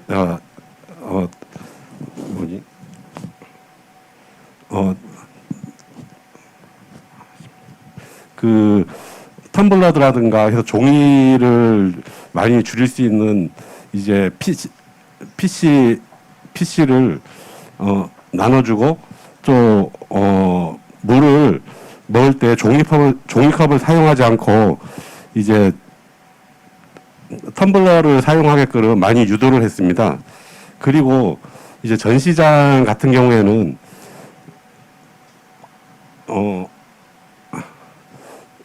친환경 부스를 이제 생각을 해가지고, 예전에는 이제 기본 부스, 이제 저희는 이제 기본 부스나 예전에는 기본 부스나 이제 독립 부스를 지을 때 목공 부스를 많이 지었었는데, 이제 그때 당시는 이제 재활용 부스라고 해서 종이 골판지 부스라는 게 처음으로 선을 보였고요.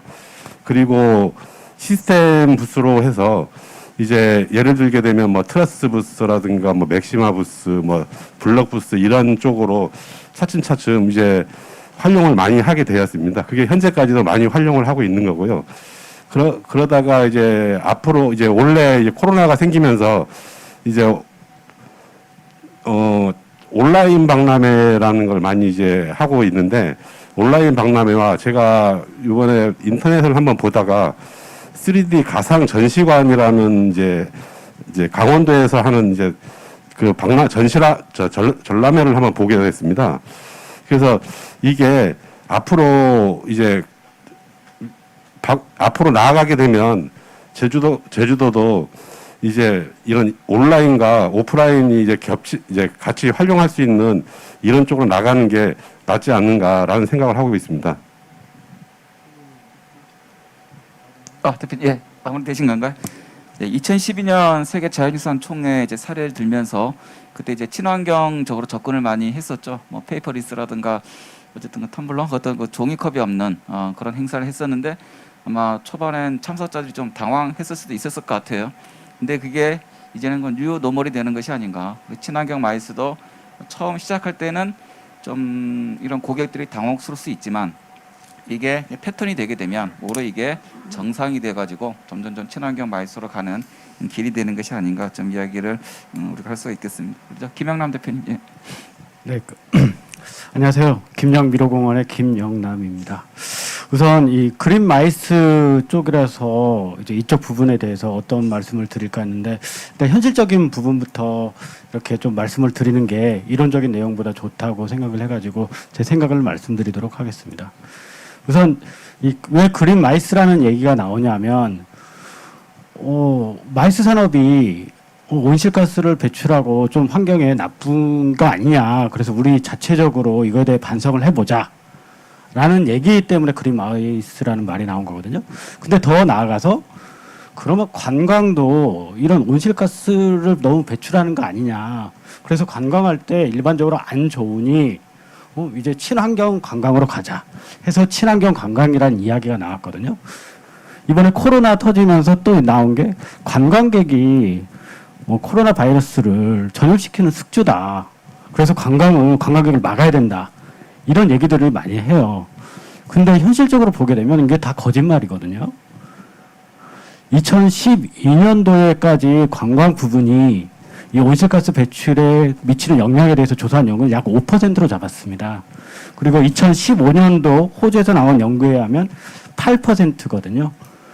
그 중에서 이제 항공업계에서 그 나오는 배출가스를 한 2%로 보고, 그게 이제 관광이 온실가스 부분에 지구 온난화에 영향을 미치는 건데 채 10%가 되지 않는데, 다른 농업이라든가 상업 이런 부분에 대해서는 되게 그 비율이 높음에도 불구하고 많은 비판들을 하지 않고 오직 관광 분야에만 한단 말이에요. 그럼 우리 스스로 관광업계에 있는 우리 마이스 산업업계에서 이걸 가지고 너무 위축되고 우리가 그동안 잘못했으니까 앞으로 그린 마이스로 가자, 이런 얘기로서 이것을 접근하면 안 될 것 같아요. 그 대신에 그린 마이스 하게 되면, 그래 세상이 변했으니까 전부 환경 친환경 하니까 우리 이 그린 마이스라는 이제를 설정해 가지고 이걸 우리가 어떻게 활용할 것인가, 이것을 가져와야 된다고 봅니다. 그래서 다른 지자체 서울이라든가 수원에서도 우린 그린 마이스로 간다, 우리 쪽에서 열리면 너는 그린 마이스 참여하는 거야 해서 더 많은 마이스 관광객들을 유치하기 위해 노력을 하고 있거든요. 그래서 제주에서도 이 그린 마이스 이제를 선점하는 것으로 이 그린 마이스를 접근해야 된다고 생각합니다. 그럼 어떻게 이걸 선점할 수 있냐? 이제 그린, 친환경 이와 관련된 여러 행사들을 유치하는 거죠.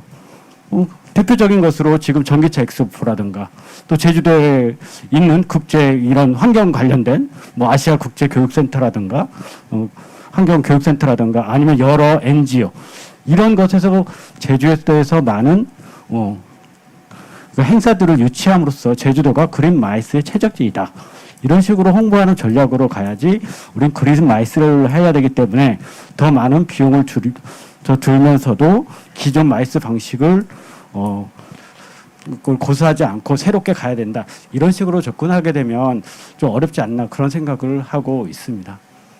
예, 김영 대표님 감사합니다.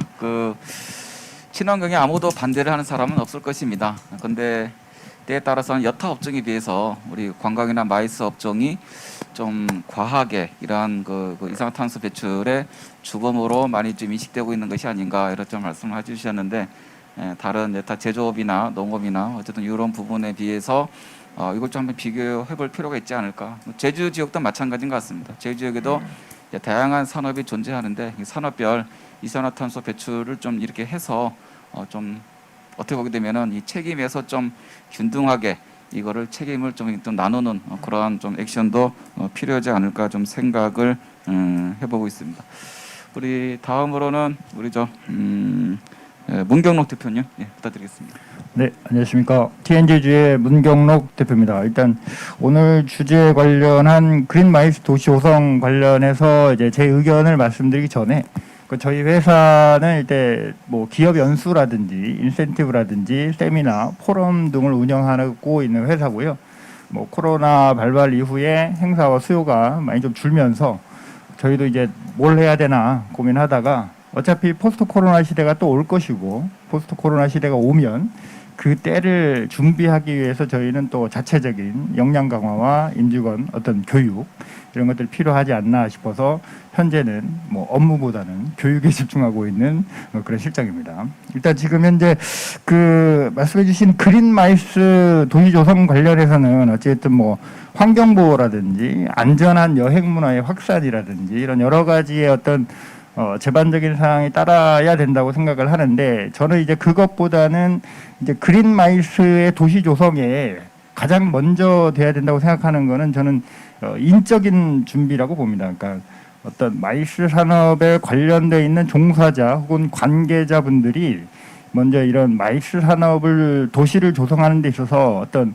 마음가짐 혹은 이제 종사자들의 어떤 마음의 준비 그러니까 저희는 환경이라든지 이런 거에 대해서 외치기만 하고 제주도의 마이스 참가자들이 오시는 분들한테는 해라라고 하는 것보다는 저희 먼저 스스로 저희 종사자나 관계자분들이 먼저 스스로 어떤 친환경 혹은 쓰레기를 줄이고 혹은 여러 가지 일회용품을 사용하지 않는 그런 것들을 저희가 먼저 준비를 하고 오시는 분들한테 그런 거를 동참할 수 있게끔 그런 부분에 대한 어떤 인적인 어떤 교육이라든지 자세가 좀 먼저 필요하지 않나 생각이 듭니다. 그러니까 그러기 위해선 임직원분들이나 관계자분들의 어떤 교육이라든지 혹은 약간 어떤 수용 태세에 대한 부분도 물론 중요하겠지만 그런 부분보다는 어떤 마인드에 대한 고치가 먼저 좀 필요하지 않나 그렇게 생각을 하고 있습니다.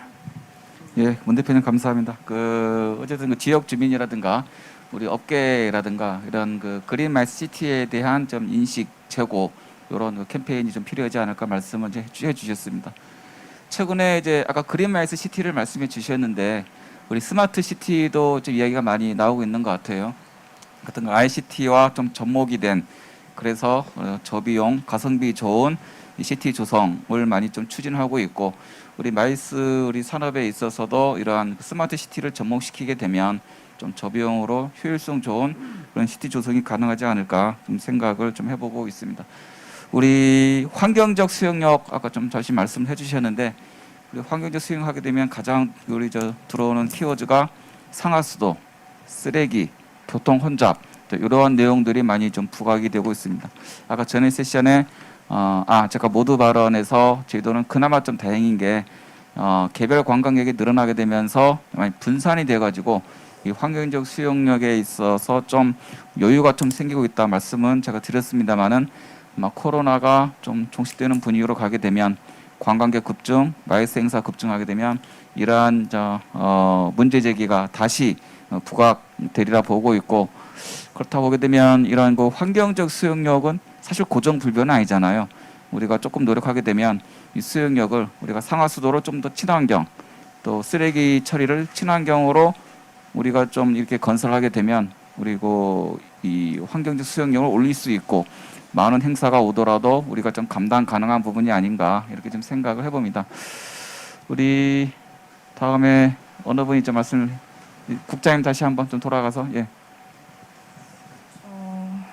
네, 일단은 그 주제가 그린마이스 도시 조성이기 때문에 그런 차원으로 좀 제주의 측면에서 본다라고 하면 이제 사실 모든 지역이 지역 특화 컨벤션이라고 하는 부분에 대해서도 고민이 많으신 걸로 알고 있는데 앞서 뭐 환경에 관련된 행사를 많이 유치하고 개최해야 된다라는 말씀도 하셨지만 이런 지역 특화 그리고 마이스 각 그 지역의 마이스 산업 활성화 이런 차원에서 그런 이제 환경과 관련된 이제 그린 마이스 도시라는 거로 좀 방향이 정해졌다고 하시면 그런 컨벤션 행사를 기획을 해서 만들어 보는 것도 그래서 아예 이제 지역을 뭐 어떤 뭐 그린 마이스 도시라든지 그런 방향을 좀 설정을 하시는 게 중요할 텐데 사실 이제 그렇게 하기 위해서는 그냥 단순히 행사만 만들어서 개최하는 게 중요한 게 아니라 앞서 뭐 교육에 대한 부분도 말씀하시고 하셨지만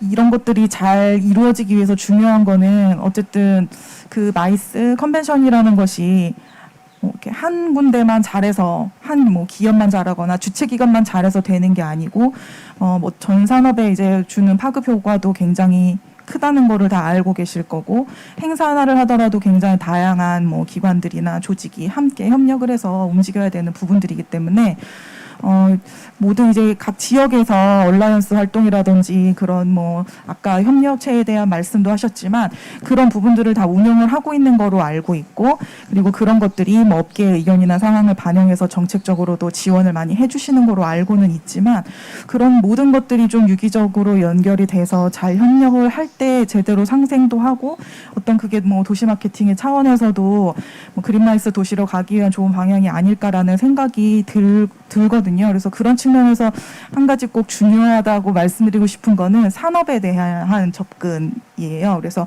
저희가 이번에 코로나 상황 때문에 뭐 이제 컨벤션 분야 국제 이제 법상으로는 국제 기획업으로 돼 있기 때문에 국제 기획업 차원에서 우리는 이제 뭐 단순한 집합이 아니고 어떤 비즈니스 이벤트고 뭐 어떤 산업 필수 활동이다라는 부분으로 접근을 하려고 하다 보니 이제 관광의 틀 안에 우리가 있다 보니까 뭐 어떤 지원 제도도 외래 관광객 유치라든지 관광의 측면에서 보게 되고 이제 뭐 비즈니스로 꼭 만나야 된다라는 측면보다는 어떤 관광의 한 분야인 것처럼 인지가 또 되다 보니까 그런 측면에서 굉장히 어려운 부분이 있었거든요. 말씀드리기 죄송한데 아까 지원을 말씀하셨으니까 사실 그 문화관광체육부에서 내년 6월 30일까지 한시적으로 우리 마이스 업계가 어려우니까 지원책을 좀 내놨잖아요. 네네. 전에는 이제 300명 이상 참가, 100명 이상 외국인, 3일 이상인데 이게 100명이고 그 다음에 외국인 참가자는 온라인으로 이제 대체 가능하고 이제 이 기간도 하루로 단축이 되었죠. 네네.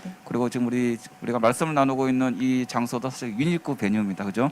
그 유니크 베뉴에서 개최되게 되면 뭐 지원해주겠다, 또 방역에 지원해주겠다라는 이러한 그 중앙정부 차원에서의 지원책이 있었는데 어떻게 실효성이 좀 있을까요?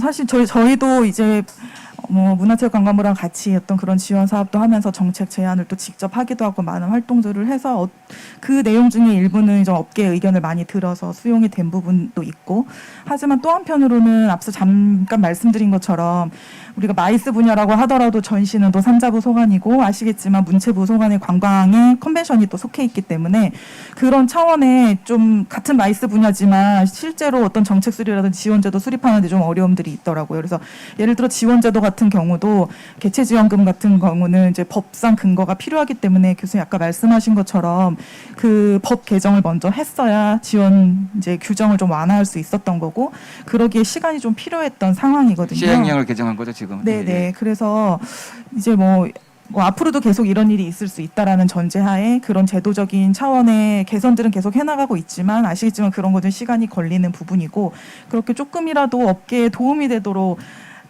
제안을 하고 이제 반영이 되도록 하는 게 저희의 역할일 것 같습니다. 그래서 전부 다 많이 도움이 됐다라는 건 아니지만 어쨌든 정부에서도 어떤 산업의 상황이라든지 그런 측면에서도 많이 관심을 갖고 얘기를 듣고 있습니다. 그 국장님 말씀하셨는데 우리가 참 이 마이스 산업에서 아쉬운 게 이게 이 문체부에서의 컨벤션 지원 그리고 전시는 또 이 산자부에서 하다 보게 되니까 이완화되는 부분에 있어서 우리가 좀 아쉬운 부분이 있는 것 같고 국장을 모시기 힘드니까 서울에서 오셔가지고 한 가지만 또 제가 좀 궁금한 사안이 뭐냐면 우리 K 컨벤션 요새 많이 이야기가 나오고 있잖아요. 우리 K 방역이 전 세계적으로 히트를 쳤고 이 K 컨벤션도 우리 저 대외적인 정책으로 많이 좀 표방을 하고 있는데 이 K 컨벤션에 대해서 좀 말씀해 주실 수 있을까요? 그 앞서 잠시 말씀드린 이제 지역 특화 컨벤션이 지원 사업으로는 K 컨벤션의 명칭으로 변경이 됐고 이제 성격은 유지를 하는 부분인 건데 어쨌든 지금 뭐 이제 정부체부에서 그리고 관광공사에서는 이제 그 K 방역 말씀하신 것처럼 그린 컨벤션에서 중요한 부분이 또 안전에 대한 부분도 있기 때문에 그런 것들을 많이 홍보해서 한국을 이제 그런 안전한 개체지로서 홍보하려는 활동도 많이 하기도 하고 또 그런 것들을 활용해서 각 지역에서도 K 컨벤션에 대해서 이제 뭐 그런 부분들의 중요성들이라든지 내용을 반영해서 많이 기획을 하시는 거로 알고 있습니다. 그래서 어쨌든 이제 제주라는 특성상 청정하다라는 부분, 안전하다라는 부분에 대한 인식은 모두 다 공통적으로 가지고 있는 거기 때문에 이번 기회에 그런 부분들을 좀 살려서 이 도시가 그런 이제 개체지로서 안전하고 이제 청정한 곳이다라는 것을 이걸 마이스의 어떤 뭐 행사의 주제로 활용할 수도 있고 어떤 캠페인이 될 수도 있고 다양하게 활용한다고 하면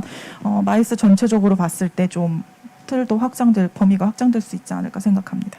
예, 사실 요새 K 시리즈가 유행이죠. 뭐 K-팝, K-드라마, 뭐 K 방역, 이제 뭐 K 컨벤션 말씀드렸는데 K 마이스, 우리 제주도도 여기 어디 들어갈 수 있는 여지가 있을까요? 우리 K 제주 마이스, 우리도 브랜드에 좀 고민을 많이 해야 되지 않을까 생각합니다. 우리 고민현 대표님, 굉장히 힘드시죠? 네, 힘듭니다. 힘든 상을 좀 말씀 좀 해주세요. 구체적으로 어떻게 힘드신지. 이렇게 코로나가 이렇게 오래 갈 줄은 사실 몰랐습니다.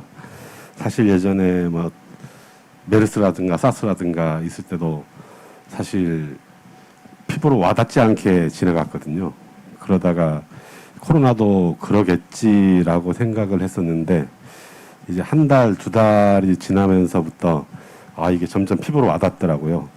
그리고 뭐 저희들 회사는 사실 국내 학회를 위주로 많이 하고 있습니다. 국내 학회도 제주도 와가지고 학술 대회를 하게 되면 거기에 대한 일반적인 모든 이제 행사에 대한 모든 지원을 다 해드리고 있는데 거기에 뭐 전시 쪽을 좀 위주로 많이 하고 또 있고요. 그렇게 하고 있는데 이게 서울에서 전반기 때는 서울에서도 연락이 많이 왔었어요. 왔는데 저희들이 대문화 쪽 이렇게 코로나가 계속 되고 있는데 할 수 있냐, 준비는 해야 됩니다라고 해서 직원들 쉬지 못하면서 이런 준비는 계속 해요. 하다가 또 한 보름 정도 남기고 일주일 정도 남기고 그래서 취소가 되는 경우가 상당히 전반기에는 많이 있었습니다. 이제 그러다 보니까 이제 도저히 안 되겠더라고요. 그래서 이제 고용유지 지원금을 이제 해서 지금 유지를 하고 있는데요. 그것도 올해 이제 11월 달이면 다 끝납니다. 끝나면 사실상 이 마이스업이라든가 저희들은 이제 시스템 업체인데 사실 겨울이 비수기예요. 이제 12월 달부터 비수기로 들어가는데 12월, 1월, 2월, 3월 요 넉 달간을 어떻게 지금 버티느냐. 그리고 이 넉 달간만 버티면 되느냐. 아니면 내년 1년을 더 버텨야 되느냐. 전에 홍성화 교수님이 한번 발표하는 걸 한번 봤는데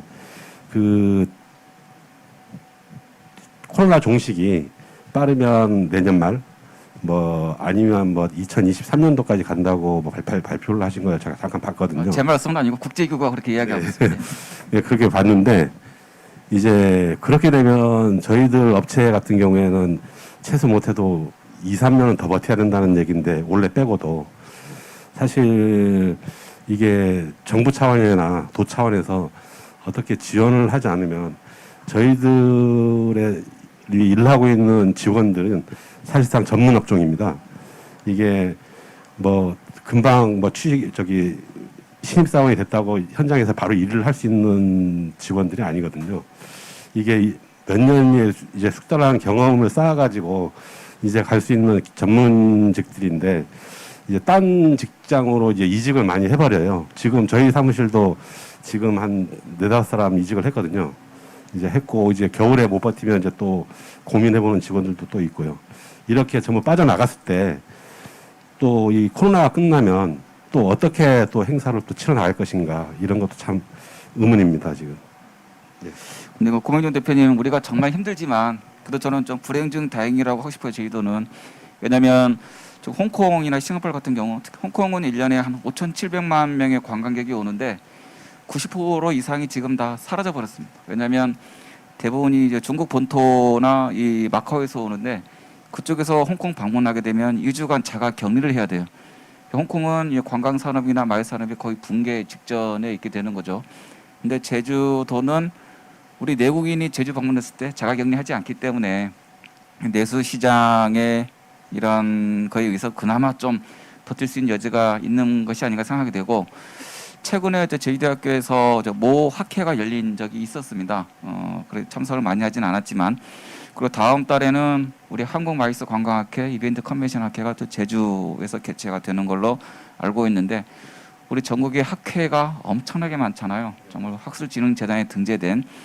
외국은 일단 힘들다고 치더라도 우리 국내에 있는 수많은 학회, 또 수많은 우리 이 기업체들의 이런 스몰 미팅 수요는 굉장히 많은 걸로 보고 있고, 우리가 현명하게 이런 스몰 미팅을 잘 가져갈 수 있으면 아까 2년, 4년 우리가 지혜롭게 대처하게 되면 좀 버틸 수 있지 않을까. 정부 지원도 중요하지만 우리 업계 스스로도 자구책을 많이 마련해서 가져가면 우리가 좀 버틸 수 있지 않을까 생각합니다.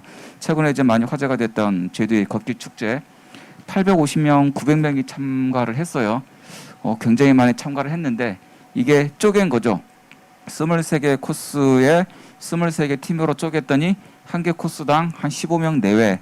그럼 충분히 사회적 거리두기가 가능한 사안이고, 우리 학회도 좀 기존의 고정관념을 버려서 한 장소에서 모든 걸 다 하지 말고 우리 멀티 베뉴 개념으로 가면 어떨까. 만약 국내 학회가 한 100명, 200명 참석을 한다면 이 아까 말씀드렸습니다만 개폐회식은 온라인으로 가고, 이 분과회의는 이 장소 베뉴를 한 대여섯 개로 쪼개서 한 분과회의당 한 30명에서 50명 내외로 분산시킬 수 있다면 우리가 좀 방역에 좀 안전을 가져가면서 진행할 수도 있지 않을까. 뭐 이제 개인적인 생각입니다만은 하여튼 그런 식으로 우리 기업체 미팅도 마찬가지고 이런 현명하게 발휘해야 우리가 한 앞으로 2년, 3년, 4년을 업계가 붕괴되지 않고 좀 살아나가면서 나중에 좋은 시절을 좀 기다릴 수 있지 않을까라는 의견도 있는 것 같습니다. 우리 김영남 대표님. 예. 교수님께서 말씀하신 대로 이제 묘수가 필요할 것 같습니다. 살아남기 위해서는 기존 방식으로는 도저히 이제 힘들 테니까요. 제가 이제 여러 세미나라든가 이런 회의 가본 중에서 정말 인상 깊었던 게 유럽 기후변화 협약 회의를 프랑스의 덩케르크에서 열렸는데요. 거기는 되게 작은 도시입니다. 뭐 영화에서도 많이 유명해지셨지만 인구가 한 7만 정도밖에 안 되고, 안에 제가 그 당시에 찾아온 바로에서 호텔이 10개밖에 없었어요. 근데 3,000명을 유치하는 행사를 거기서 했습니다. 거기는 컨벤션 센터도 없었어요. 그럼 그걸 어떻게 했냐? 또 이게 작은 회의가 아니라 유엔 산하 그래서 기후변화 협약 회의였는데 유럽 부분만 했는데, 거기 행사장은 지금 여기와 같은 이런 천막으로 해가지고 이걸 여러 개를 이제 붙여놨어요. 그 행사장에 컨벤션 센터가 없어서 이런 행사장에서 하는 거예요. 물론 거기에서 이제 소회의들은 부분 칸으로 나눠가지고 하고요. 저는 가장 우려했던 게 이 호텔과 그 숙박 시설과 식당은 어떻게 할 것인가. 마이크 조금 더 붙여주세요. 네, 그게 되게 궁금했는데, 호텔을 어떻게 했냐면, 여러분 영화 보신 분들은 알겠지만 덩케르크가 바로 해변가 옆에 있지 않습니까? 거기에 크루즈선을 하나 임대해서 갖다 놨어요. 그래서 저도 크루즈선에서 잤어요. 그러니까 그 호텔을, 이 행사를 위해서 호텔을 지은 게 아니라 그 배에 객실이 500개 이상 되니까 거기다가 이제 자게 하는 거예요. 아, 이거 정말 괜찮은 방법이다. 한 3일 정도만 이거 빌려가지고 여기서 잠들다. 그럼 이제 식당은 어떻게 할 것이냐. 우리 3,000명이니까 이 단체 만찬도 있고 이제 웰컴, 그 시장에 주는 웰컴도 있는데, 어떻게 했냐면 행사 때 시장이 그 인사를 하고요. 뭘 주냐면 등록할 때마다 쿠폰을 줬어요. 그 쿠폰이 이 덩케르크 안에 어떤 식당에 가서 마음대로 먹을 수 있는 50유로 달러의 쿠폰을 하나씩 준 거예요. 그럼 행사장에 참여한 사람들은 거기 인사만 듣고 그때 점심, 저녁 그리고 아침을 그 주위에 있는 식당에 가서 그냥 자기가 먹고 싶은 걸 먹는 거예요. 그래서 저는 이런 방식으로 하게 되면 어떤 컨벤션 행사에도 이 코로나 시국에도 잘 할 수 있지 않을까 그런 생각이 들거든요. 때마침 제주도에서 이제 탐나는 전이라고 하는 지역 화폐를 만들었거든요. 그래서 이것을 잘 이용해서 새로운 베뉴를 만들기보다는 기존의 지역 주민들이 운영하고 있는 여러 식당이라든가 호텔이라든가 이런 것으로 분산할 수 있는 이런 묘수를 내는 게 상당히 중요하지 않을까 그렇게 생각합니다. 사실 위기를 기회로 말씀을 해주셨는데 아까 그 기회 그때 생각나는 게 옛날 스페인 바르셀로나 올림픽 때 그때 그 호텔 숙박이 굉장히 부족했어요. 단시간에 해결을 못하니까 궁여지책으로 이제 크루즈선을 임대를 해가지고 그 바르셀로나 지금 한국에 쫙 깔아놨죠. 근데 이게 올림픽 끝나고 나서 그 크루즈 인프라가 결국은 이 스페인의 크루즈 산업에 엄청난 발전을 가져온 이제 계기가 된 그런 사례가 있었습니다. 그런 위기 극복 사례가 하나 있을 것 같고. 지역 화폐 말씀을 해주셨는데 사실 우리 마이스 산업이 왜 중요하냐면 우리 마이스 이해 당사자 전시 컨벤센터 PCO도 중요하지만 마이스 행사를 유치함으로 인해 가지고 우리 그 숙박, 관광지, 뭐 쇼핑, 전세버스, 렌터카, 야간 관광 어마어마한 그 파급 효과가 있잖아요. 마이스 참가자는 일반 관광객에 비해서 한 2배 이상 이제 지출을 한다는 그런 사안이 있는데. 이 마이스 산업으로 인해서 우리 지역 사회가 얻을 수 있는 게 너무 많아요. 지식 산업, 브랜드 파워, 이 파급 효과. 지금은 코로나로 잠시 쉬고 있지만 우리가 이런 거를 이 우리 마이스 산업이 붕괴돼 버리면 이 모든 우리 혜택이 날아가 버리는 거기 때문에 어쨌든 위기를 잘 극복할 수 있는 현명함이 필요할 거라고 보고 있습니다. 우리 문경혁 대표님. 예. 네, 일단 뭐 저는 이제 앞에서 좋은 말씀들 많이 해주셨는데 저는 어쨌든 마이스도 그렇지만 이제 제주도가 이제 관광의 섬이기 때문에 저는 이제 지금까지의 제주 여행에 대한 패턴에 대한 좀 다른 시각이 좀 필요하지 않냐라는 생각인데 그게 이제 흔히 아시는 분들도 많으시겠지만 저는 이제 공정 여행이라는 타이틀을 좀 많이 좀 말씀드리고 싶어요. 그래서 원래 공정 여행은 이제 해외 여행을 갈 때 이제 가이드 깃발 뒤에 따라가지 말고 현지인의 어떤 환경을 해치지 않으면서 현지인에게 어떤 혜택이 돌아가는 그런 여행을 우리가 흔히 이제 공정 여행이라 하는데 이게 해외에 국한된 얘기라기보다는 저희 제주는 충분히 어떤 이런 공정 여행의 패턴을 만들 수 있지 않을까.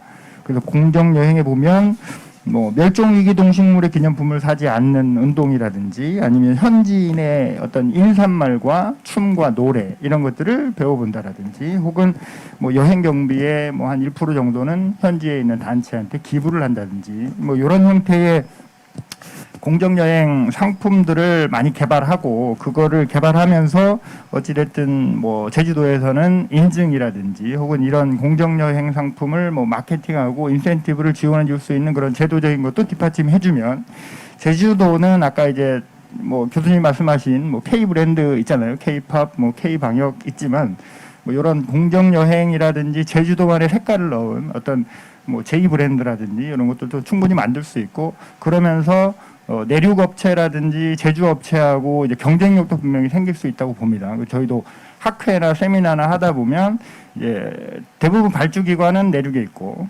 내륙에 있는 어떤 업체한테 1차적으로 발주를 한번 주고 그게 다시 또 제주 현지 업체한테 오는 그러니까 유통 과정이 길어지니까 이제 마진율은 줄어들고 여러 가지 잡음도 생기고 이런 부분에서 제주도는 제주도만의 어떤 공정 여행 같은 어떤 착한 여행 타이틀을 만들면 직거래를 하거나 어떤 수익적인 개선이라든지 이런 것도 좀 낫지 않을까 해서 저는 개인적으로 이 천혜의 섬 제주도에서 타 지역과는 다른 어떤 독특한 이런 여행 패러다임을 좀 만드는 게 괜찮다고 생각을 합니다. 예, 공정이 굉장히 중요한 말씀 해주셨는데 우리 공정 여행을 우리 공정 마이스로 한번 가봅시다. 우리 마이스도 마찬가지 상황인 것 같아요.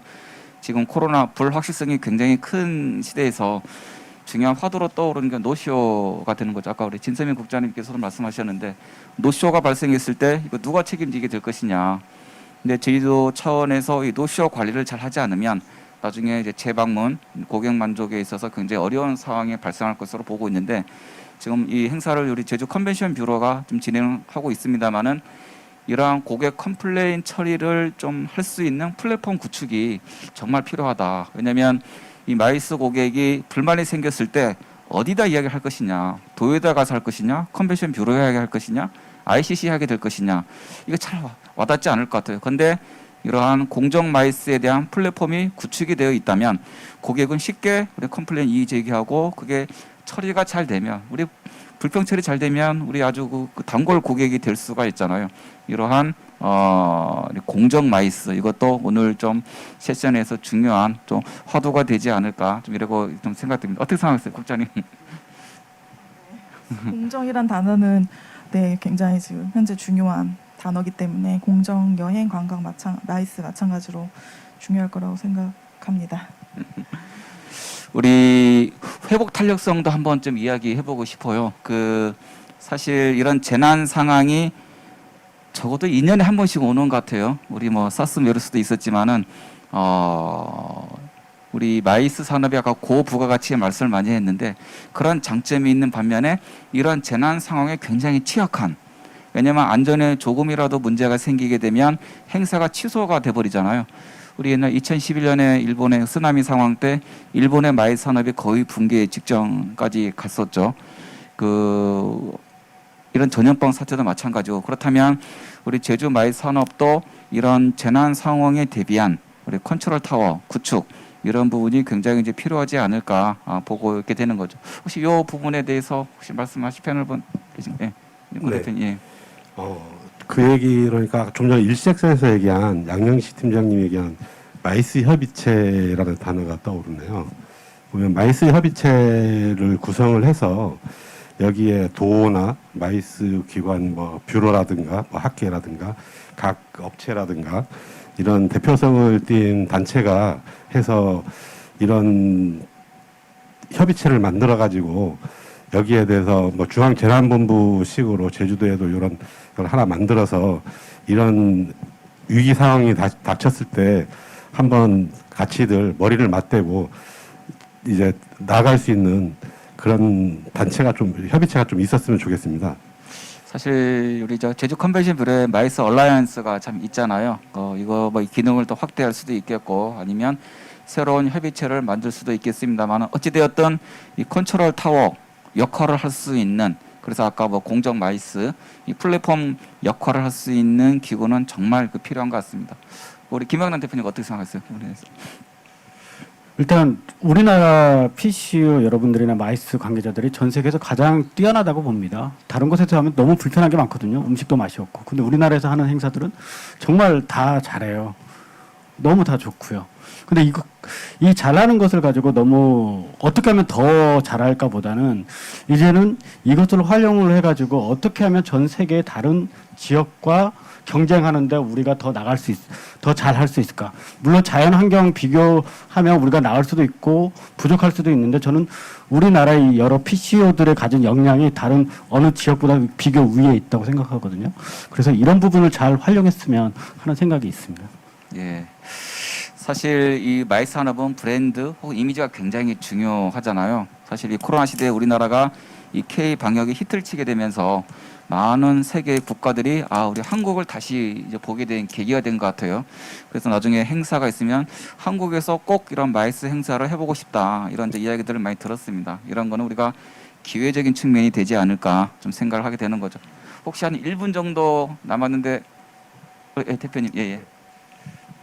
일단 마지막으로 제가 좀 뭐 이런 마이스 관련된 산업에 대한 발전을 위해서 개인적으로 드리고 싶은 얘기는, 현재 제주도에 아까 이제 뭐 컨트롤 타워 역할이 필요하다라는 말씀도 해주셨는데, 제주도 현재 이제 관광 관련된 혹은 여행 여러 가지 관련돼서 이제 관광협회라는 조직이 있고 제주 관광공사라는 조직이 있고 또 지금 이제 간담회를 하고 있는 이제 뷰로라는 조직도 있고 이렇게 있는데, 어쨌든 뭐 이 제주라는 관광 시장으로 보면 상당히 큰 시장이지만 지역적으로 보면 뭔가 구심점이 없이 약간 좀 산발적으로 이렇게 좀 흩어져 있는 그런 느낌. 뭐 저희 정부 재난지원금도 뭐 국민 전부를 줄 거냐 혹은 일부를 줄 거냐 이렇게 했을 때 뭐 이런 논란의 소지가 있는 것처럼 이 제주도에서도 이런 관광이나 마이스나 여행 관련해서 뭔가 컨트롤 타워를 할 수 있는 어떤 하나의 기관으로 약간 응집을 해서 뭔가 지원을 하거나 이런 어려운 환경에서도 뭔가 선택과 집중을 좀 해서 정말 힘든 데에다가 지원을 좀 해주는 게 맞는 거고, 그냥 획일적으로 뭔가 예산이 있으니까 이렇게 나눠주는 것보다, 그래서 개인적으로는 지자체의 어떤 협회라든지 공사라든지 뷰로라든지 이런 제도를 하나의 기관으로 좀 뭔가 만들어서 선택과 집중적인 지원이 필요하다고 생각합니다. 예, 대표님 감사합니다.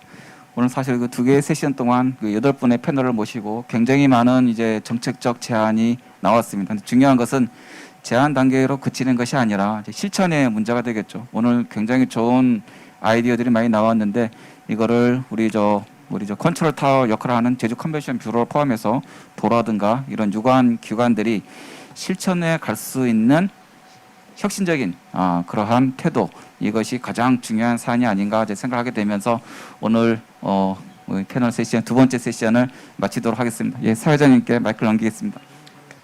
네, 오늘 좌담회 잘 들으셨는지요? 특별히 마이스 업계 화두인 대면 마케팅, 지속 가능성, 그린 마이스 등 많은 분들이 관심을 갖고 있는 분야에 이런 열띤 토론과 지식 교류의 장이 마련되어 매우 소중한 시간이 아니었나 싶습니다. 오늘 좌장으로 함께해 주신 홍성화 교수님, 그리고 어렵게 이 자리에 함께해 주신 패널 분들께 진심으로 감사의 말씀드리고요. 앞으로 남아있는 제주 컨벤션 뷰로 시리즈 좌담에 많은 관심과 참여 부탁드리겠습니다. 이상으로 2차 마이스 활성화 좌담회를 마치도록 하겠습니다.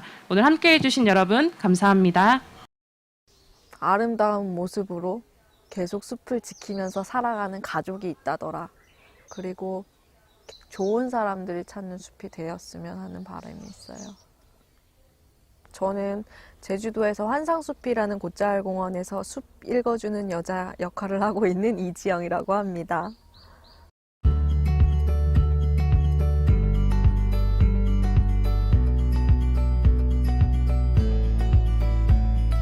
곶자왈이 제주도에만 있는 돌 위에 형성된 숲이라고 생각하시면 돼요.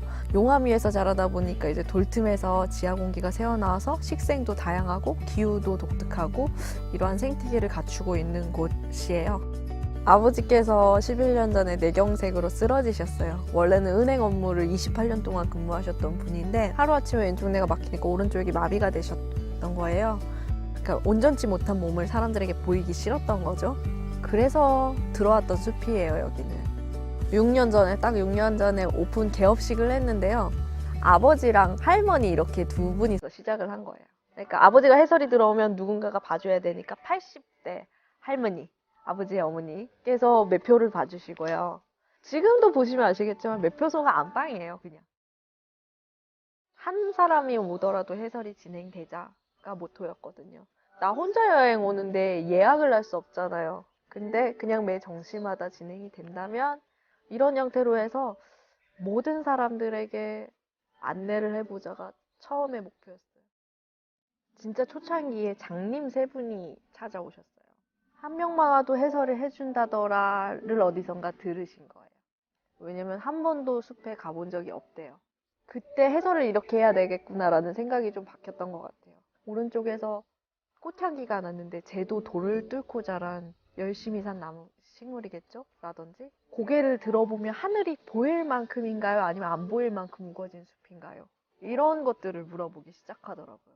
나는 여기에 있는 식물들 웬만큼 알고 위치들도 알고라고 생각했는데 그 사람들이랑 걷다 보니까 내가 모르던 것들도 굉장히 많이 보이더라고요. 마음으로 보는 숲이 되었으면 좋겠다 해서 해설 자체도 마음으로 볼 수 있는 부분들. 그러니까 내가 여기서 매일매일 봐왔기 때문에 이 나무 어떻게 자랐는지, 예전에는 어떻고, 미래는 어떨 것인지에 대해서 얘기해줘야 돼.